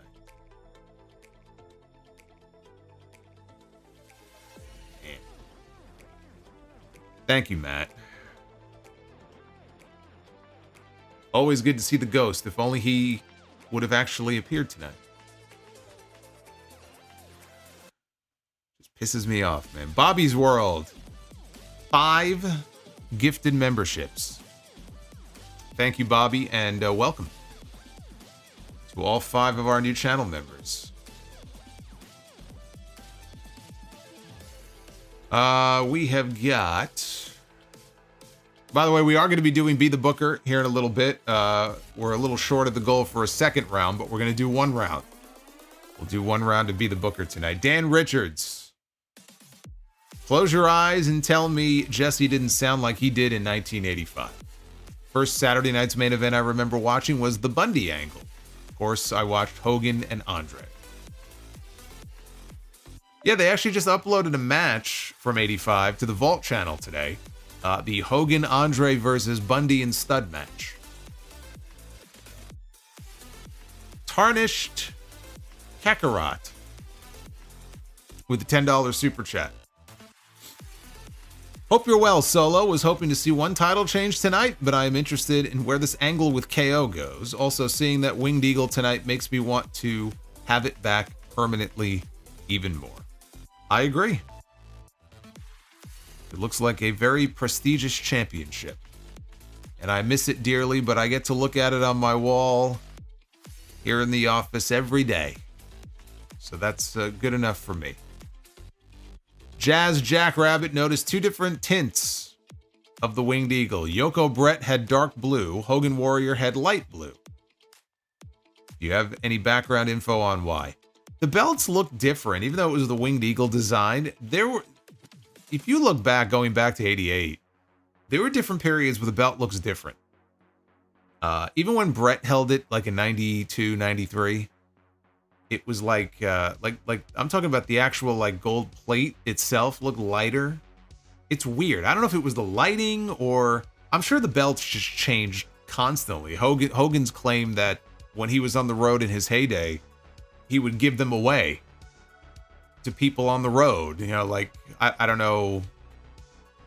I don't know how often, but like if somebody did him a solid or something, you know, he'd kind of give the belt to them as a gift. They probably had so many of them made, it didn't even matter. I'd love to get my hands on one of those. But no, I don't know why it would have been different between the two of them, but the belt definitely looked different in different periods. Overall design was the same, though. Bobby's World says, great to have Jesse the Body back on the call. All due respect to Bobby the Brain, Jesse was always my favorite color guy. Can't go wrong with Gorilla and Jesse or Gorilla and Bobby. Either way. Two best announced teams they ever had. Jeremy Rose, are you surprised KO and Triple H got physical? No. No, they're really trying to put this over as a big deal. When you want to do that, you get Triple H involved. And it was really just Triple H pushing him. I didn't see KO push him back. Jeremy says, any interest in Drew Roman feud leading to WrestleMania, or is the title needed for interest? No, the title is not needed for interest. If not, what do you see Drew doing at WrestleMania? If not Roman? Wade Barrett? If Wade was going to come back and have a match, it would be against Drew.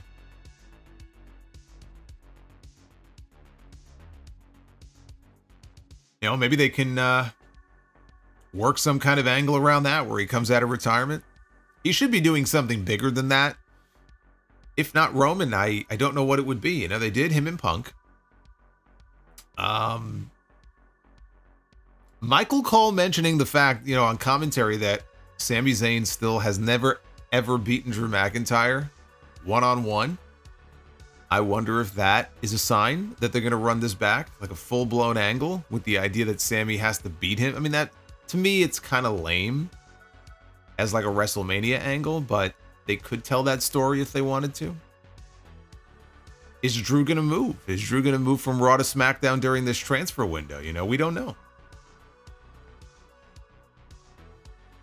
Styles fan, do you like Hot Pockets? No.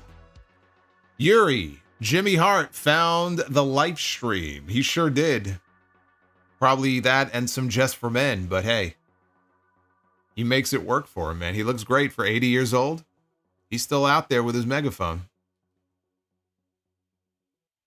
Austin Hicks.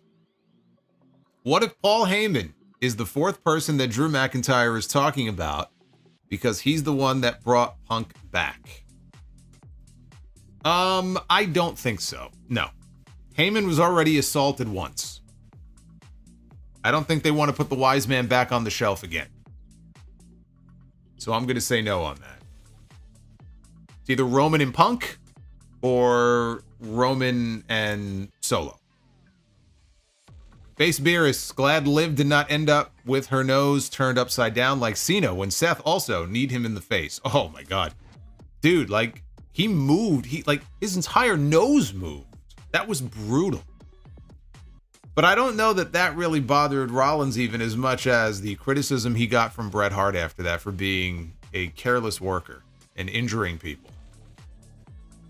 He went through a rough period where Seth was in the ring and Sting got hurt, and Cena got hurt, and I think somebody else may have gotten hurt. And I remember Bret made some comment, because Bret was, I think, one of his favorites, you know, growing up. And then, you know, he hears Bret calling him, you know, reckless, a danger to other people in the ring. It probably broke his heart. BW says, not to sound this way, but Saturday night's main event sold out the same venue that AEW ran recently for a pay-per-view, and this outsold it in a huge way. Shows how far AEW has fallen.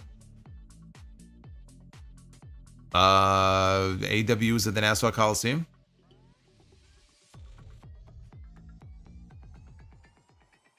Like, I'm asking legitimately, were they at the Nassau Coliseum for a show? I know they've ran UBS before. The WWE product is hot right now. Yeah, I think sometimes people think, oh, wrestling is hot. No, wrestling is not hot. WWE is hot. Everything else is cold. Everything else is cold. But sometimes people misconstrue that and they think, well, all of wrestling is hot. No, it's not.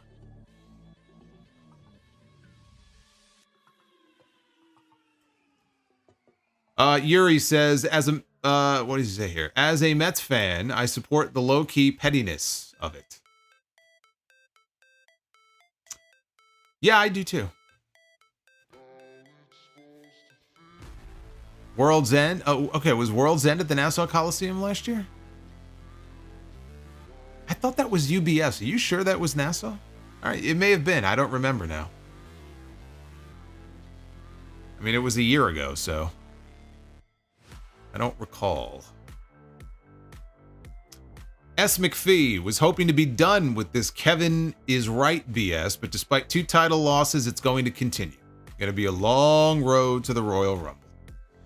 Well, that's why I suggested a title change before Cody gets it back.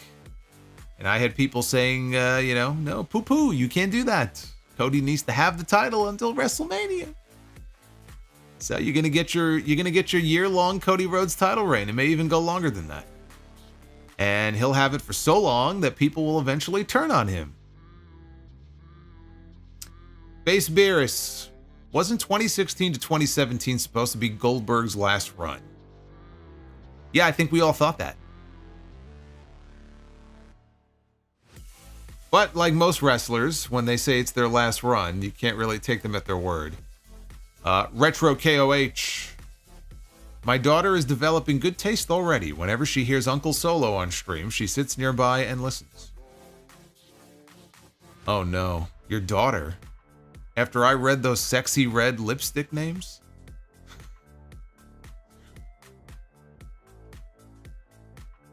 Oh man. BW says AEW pay-per-view that got outsold by Saturday night's main event was World's End. Oh, well, he answered the question then in a follow-up super chat. Okay, so World's End last year was at the Nassau Coliseum. Well, again, that's what happens when you have a hot product and you have one that's ice cold. It's not really that surprising. MGM Ballin. Coliseum is 0 for 2. World's End last year sucked, and now tonight sucked. I feel like I could have skipped it tonight and would not have missed a single thing. Yeah, that's why I said it was a glorified house show. The only thing you would have missed is the crowning of a new women's U.S. champion, because there was no women's U.S. champion, so now there is. That really was the only thing of significance that happened on this show, other than Jesse returning to the company and doing commentary. But yeah, you did not miss much if you did not see this show. You can watch the clips of Cody Rhodes getting a package pile driver on Twitter after the show. You can watch that on your Twitter feed and pretty much be all caught up with the most important part of the entire night. Ross Lawman, ever since Bobby Bonilla Day, New York Yankees have not won a World Series. If we get Soto Day, then the last one in 2667, so no New York Yankee World Series win for 600 years.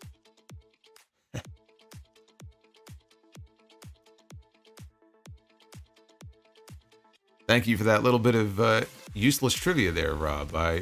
Ross. I got his name wrong. Ross.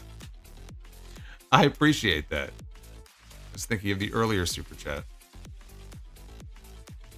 Oh, man.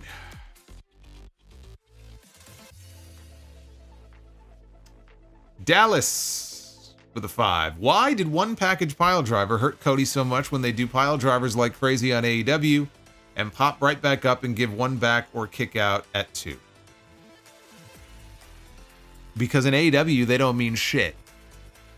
In WWE, when it happens, which is very rare, it actually means something.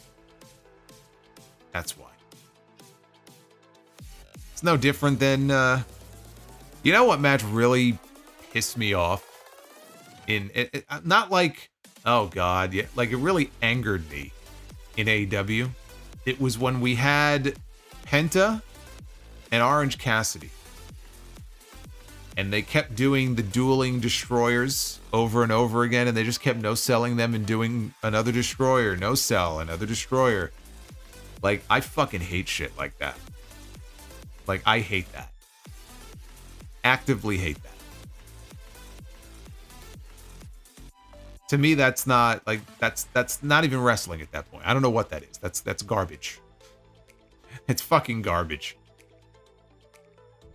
So I appreciate when you have a promotion that will actually take a simple maneuver that even back like 40 years ago when Jesse was calling the first Saturday Night's Main Event shows, people did pile drivers back then. And it wasn't necessarily a finishing move, unless you were Paul Orndorff or Jerry Lawler. But when you take something and you condition the audience to feel like, oh my God, if he busts that move out, there's no getting up from that. I appreciate that. You take those things, those basic moves, and you make them mean something. And I feel like in so many ways, we've gotten so far away from that now. And when I see shit like that, it's just insulting, you know? It just drives me nuts. And it just makes me wonder how other wrestlers feel about that. Because there have to be other wrestlers, when you see examples of that, who watch that, who just shake their heads, and because making their job more hard. It's making their job more difficult. Make the moves mean something. At that point, you're just doing a fucking gymnastics routine. Like, I don't even know what to call that. That's not even wrestling. It's garbage. It's crap. Get it off my TV.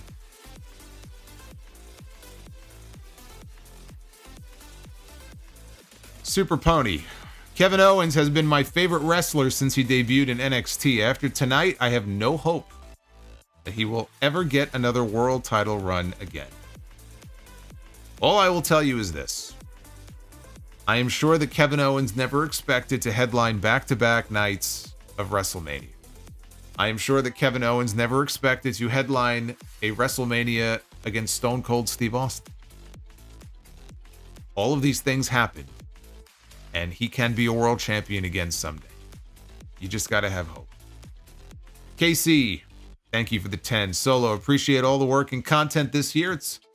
Is it crazy? I think WWE went too safe for War Games and Saturday Night's Main Event. I hope Randy faces Cody at Mania and wins next year. Yeah, at this point, that's kind of what I'm hoping for too. Save Orton and Rhodes for WrestleMania. Let Randy win the belt there.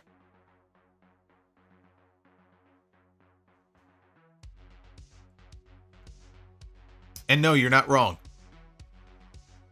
They definitely played it safe. Uffman, no record-breaking gate numbers tonight, or is that just saved for PLEs? That's saved for PLEs. See, they weren't charging their maximum prices for Nassau tonight. They're saving that for next year. They got a bunch of stadium shows coming up. They got a big show coming up on January 6th in LA. Jeremy says, so KO apparently fucked up Cody's neck after doing it to Randy. So KO apparently fucked up Cody's neck after doing it to Randy. What's next in the story? Triple threat Royal Rumble? Will KO get the title that he deserves? At this point, probably not. It doesn't feel like it. And I really don't want to see a triple threat. I'd rather see these matches individually. Zachary. It will be 9 years in January since I started watching you, and it has been nothing but a pleasure. This year has been hard. I've already lost 2 family members, but your show keeps me entertained during a time of sorrow. Thank you for all that you do. Zachary, I'm very sorry to hear about your losses this year. That's rough, but I appreciate the 9 years of support. It's a very long time, and keep your head up. It's the best I can say. Nothing else I can say to make you feel better about what you've lost, but all I can say is that I'm thinking about you and I appreciate the support very much.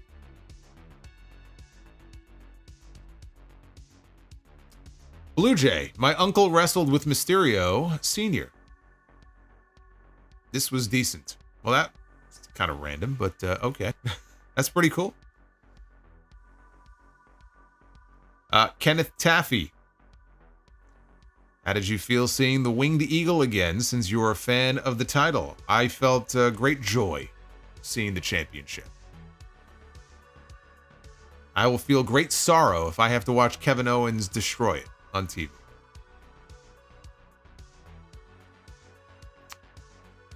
Sean D, celebrating 20 months of membership. Bro, Cody is a heel. Did you hear how the commentary talked about KO? Also, Cody did not have to do his finish on a chair to his supposed friend. Well, I mean, he was very upset what Owens did to Randy Orton, so this was kind of his revenge, right? They're not friends anymore.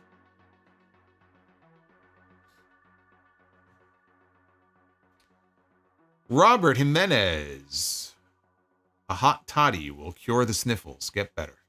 Thank you. I need some hot tea is what I need. Rizzo. Great show. Jesse was fantastic, and I don't know why they didn't air the attack live, but I know, like with Fox, they had a hard out at 10 p.m. Also, the Effie crap was all a work like you thought. Lame. Is this something that's breaking now that I should be aware of? Pace Beers says, you can always recite the super chats. Sing Bree mode. Bree mode. I can't do it. I can't do it the way that she does. Manny. Jericho just showed up at GCW. Oh, I see. Jericho just showed up at GCW and attacked Effie. Cardona while wearing an AEW shirt. I see. So either it was a work from the start, which it was, I'm sure, or they turned it into one. So does that mean that Ricky Starks gets fucked? Is he going to be allowed to be a part of this angle, or did he get fucked out of a booking? Because this all started with Ricky being unbooked. So is Ricky Starks going to be a part of this, or is Ricky Starks still getting fucked over by Tony Khan? Ross Lawman, Sexy Red, Super Chat.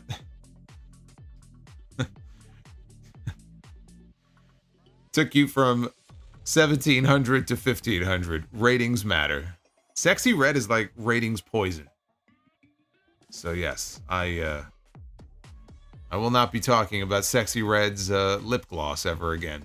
Clone Force. I wish WWE would have showed the ending live on TV, but I get why they didn't since they could not go overtime because NBC News was live next. Actually, a Saturday Night Live replay was up next, not the news. DDDD. People were upset on social media over ads tonight because he says they will lose it when they see ads on Netflix. How do you think ads will work on Netflix? I think ads are going to work on Netflix not much different than they work now. I think we might get some, depending on what tier you have of Netflix, you might get some WWE video packages, the way you think Peacock. Depending on what level of Peacock you have. Like I, for example, don't have ads on Peacock. But on the PLEs in between matches, when maybe you're seeing commercials, I'm seeing random WWE superstar packages. You know, maybe it'll work in a similar way, but I think a lot of the same sponsors that you're used to seeing on like Monday Nights Now, I don't think it'll be that much different. I hope we get less, but the show's going to be 3 hours every week, so you're going to get ads. It's just the way it is. And the people who think they're not going to get them, yes, they're in for a rude awakening. Base Beer is, what is your favorite Saturday night's main event memory? Well, it would be the Mega Powers exploding. The Mega Powers split in 89. So that would be one for sure. And the other one would be, oh, man. I mean, there's so many memorable angles and memorable things that happened on the show. I'll tell you the one that like kind of tormented me as a kid. It was when Hogan beat Bundy. And this was, I think, the first show they did in 88. Andre was ringside. He got into the ring when the match was over, and he choked Hogan. Like, he put his giant hands around Hogan's neck. He choked the life out of him, and he wouldn't let go. And I just thought he was going to die. All the wrestlers came in, tried to pull Andre off. He would swat them away. Actually, there's a funny part of that. If you go back and watch that, I want to say it was like January 2nd, 1988. Look that up. Tell me if that's a Saturday. If it was, I fucking nailed it. But like, go back and watch that angle. As all the wrestlers come out to try to pull Andre off of Hogan, it ends with Jim Duggan coming out and hitting him in the back with a 2x4. And Andre no-sells it and it just turns around and Duggan leaves the ring, right? Duggan goes outside the ring and he takes the 2x4 and he smashes it on the edge of the apron and it breaks. And a piece of the 2x4 goes flying backwards into the crowd, like into the third or fourth row. Like you could see everybody in the crowd like diving out of the way. I don't know if it hit somebody in the head or what, but I always remember that. Like that to me, that was funny. But as a kid, like that angle, it scared the hell out of me. I'm like, come on, get him off this guy, man. He's going to choke him to death. You know? I thought that was the end. I thought Hulkamania was dead. I was a little Mark back then. Now I'm a big Mark. Clone Force, WWE uploaded what happened off air on YouTube. Yep, I'm sure it's everywhere. It's on YouTube, Twitter, Facebook, TikTok.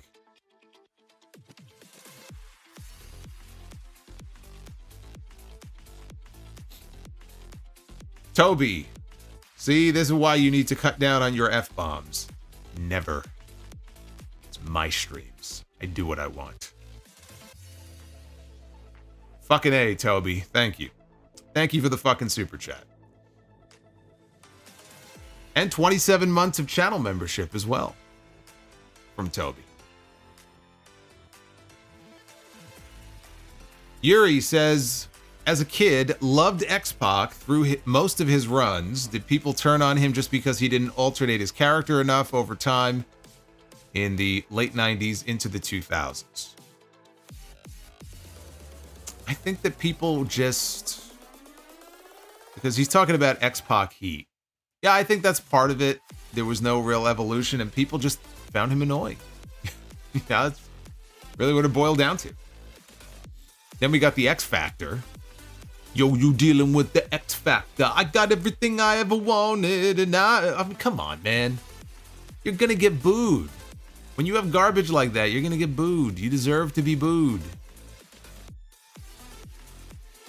Bobby's World says, Cody did say that there was no line he would not cross to get even with Kevin Owens. That's exactly what I mentioned. I said Cody warned him. He warned him in advance. He told him what he was going to do. He still cheated, though. Ross says, did you see Josh Alexander, his dig at AEW on Chris Van Vliet?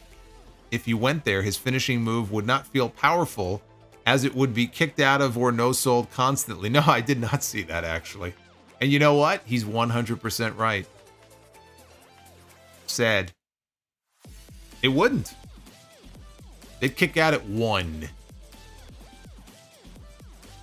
They'd kick out at fucking 1 on the move. Yuri says, watched a history of the European title in WWE video and chuckled to myself, Christian beating JBL was not aired. Like, wow, we knew it, but Vince was so petty. I don't remember that, actually. I remember him being the champion, but I don't remember whether it aired or not. If not, they should upload it to the Vault channel. They just uploaded a dark match from August of 2005. Yesterday, I think. It was Shawn Michaels when he was in this very brief period of him being a heel that summer, teaming with Kurt Angle, who he wrestled at WrestleMania that year, and JBL, to take on John Cena, Batista, and Hulk Hogan. And then when the match is over, the babyfaces all pose for like 10 minutes to Real American. Yeah, they just put that up on the channel yesterday. Tarnished. Owens is right about Cody, just as Heenan was right about Hogan. Wow, so you think Cody Rhodes is a heel, masquerading as a babyface, just like Hulk Hogan was. But minus the racism. Well, I guess we'll see. We'll see what happens. Is he a wolf in sheep's clothing? Jeremy Rose, what do you think will be the biggest difference for Raw on Netflix? Also seemed like Andre was always stuck in the ropes. Well, you know why he did that. Because he gave him a chance to rest and catch his breath. That's why he did the spot. As a heel, he did that spot in almost every match. What do I think will be the biggest difference with the Raw on Netflix? I think we're going to get a lot more star power on the show. At least in the early weeks. I think that we will also not have to suffer anymore through the constant muting of the crowd whenever they chant asshole or some other naughty word. And so that to me may be the best change. Holiday 197. Imagine a feud between Owens and Punk. That may even exceed Punk and McIntyre. Maybe that will be a WrestleMania 42 program. It has to happen at some point. Just think of the promos between those two. And you know there's an underlying tension there because Owens genuinely does not like him. So I feel like it would add to the feud. I think it would be great. Base Beerus, did you like Cape Fear with De Niro? Yeah, I did. I haven't seen it in a very long time. But I enjoyed it. HBKC83, when would you have ended Goldberg's streak in WCW?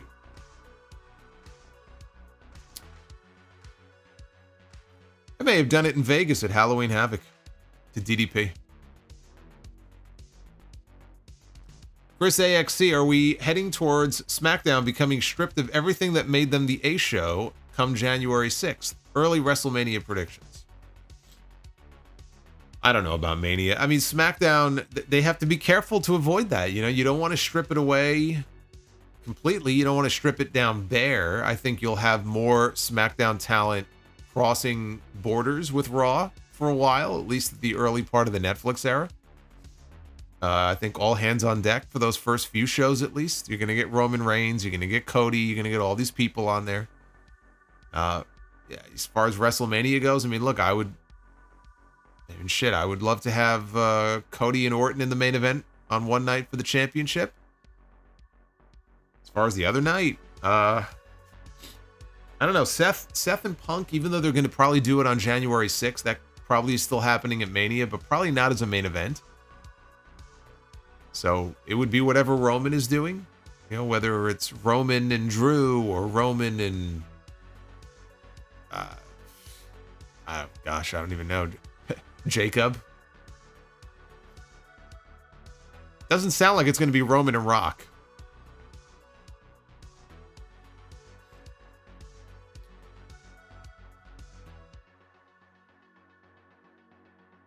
Yuri says, apparently Vince cut the Euro win cause time restraints. Blue dot strikes again.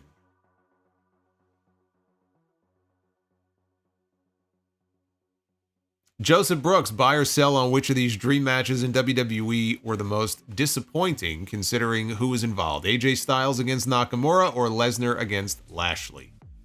AJ Styles against Nakamura. I was expecting much better than we got.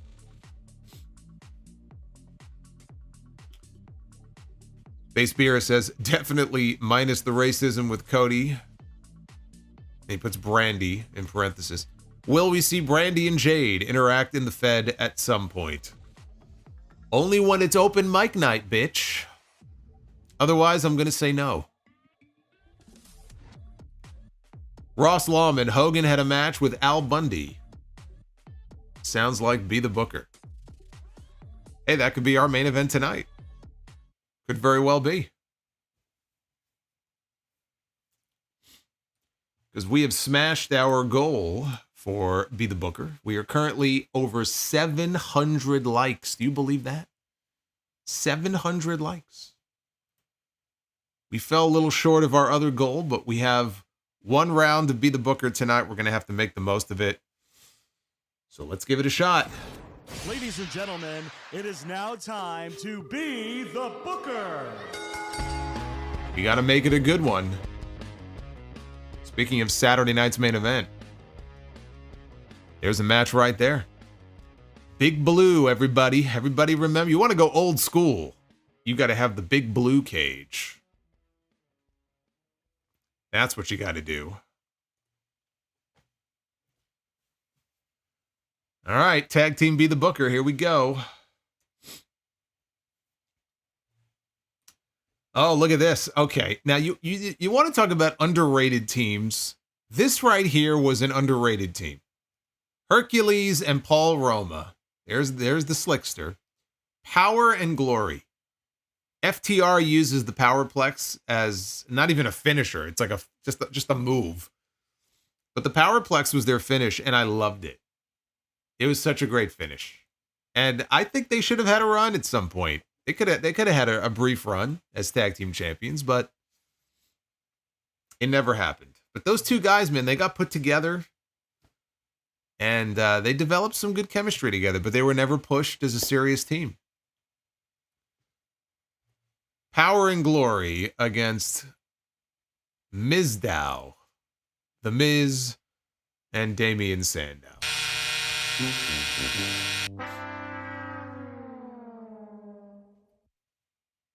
Jive Soul Bro, one of the great all-time theme songs in WWE.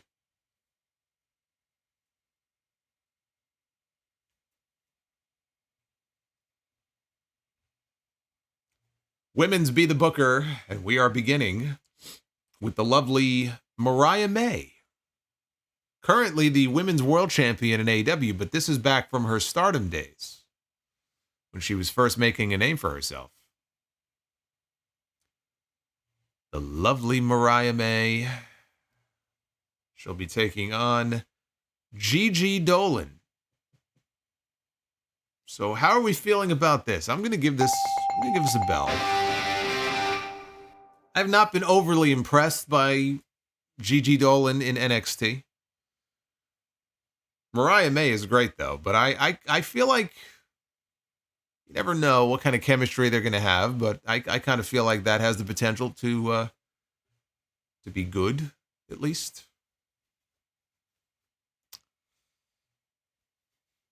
Main event. It all comes down to this, as we know. Since we're only doing one round, we gotta make it count. We gotta make it count. Come on now. Come on, baby. Samoa Joe. He looks pissed off.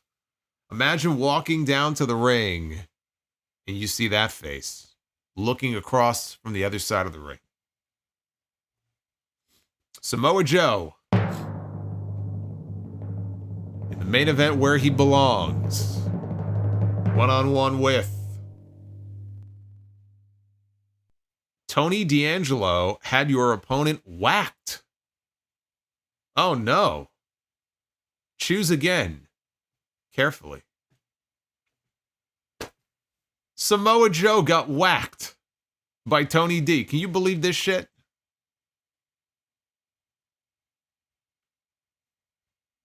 And we're not allowed to talk about this either because it could be dangerous. So you just keep this to yourself. But, oh, man.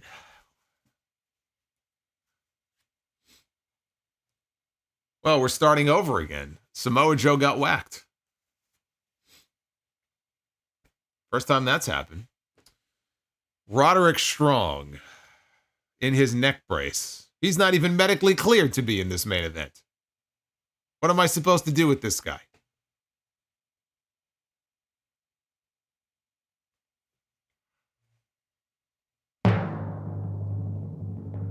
Roderick Strong.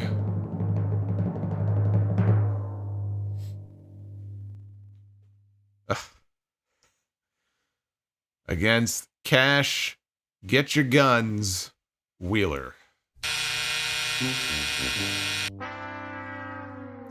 Now, as a singles match, I feel like probably could be a pretty good match. As a main event, not my cup of tea. Sorry. That don't work for me, brother. Trying to book a main event here.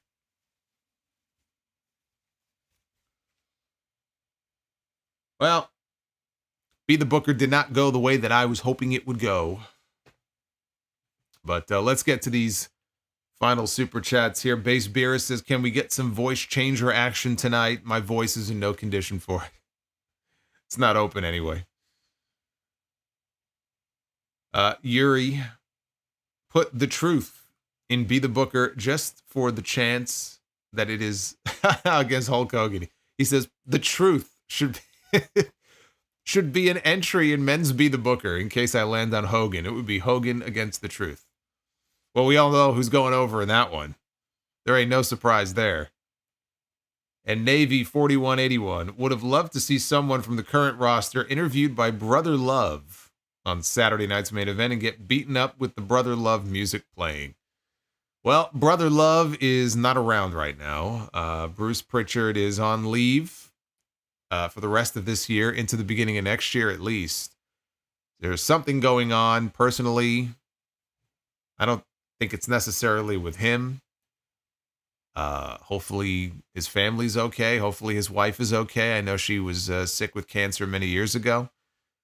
But whatever it is, he's been gone for like a month and a half now. He's been missing. I don't even think he's on his podcast. I think Conrad has JBL filling in for him on something to wrestle with.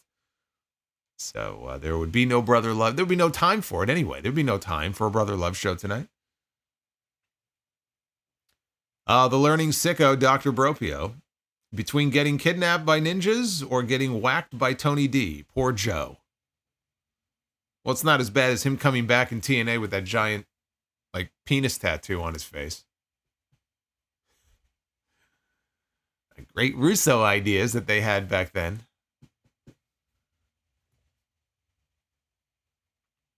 Thank you guys for joining me here for this Saturday night's main event review. It was fun. I enjoyed it. Tomorrow, episode 892 of the Solomonster Sounds Off. We got a lot to talk about.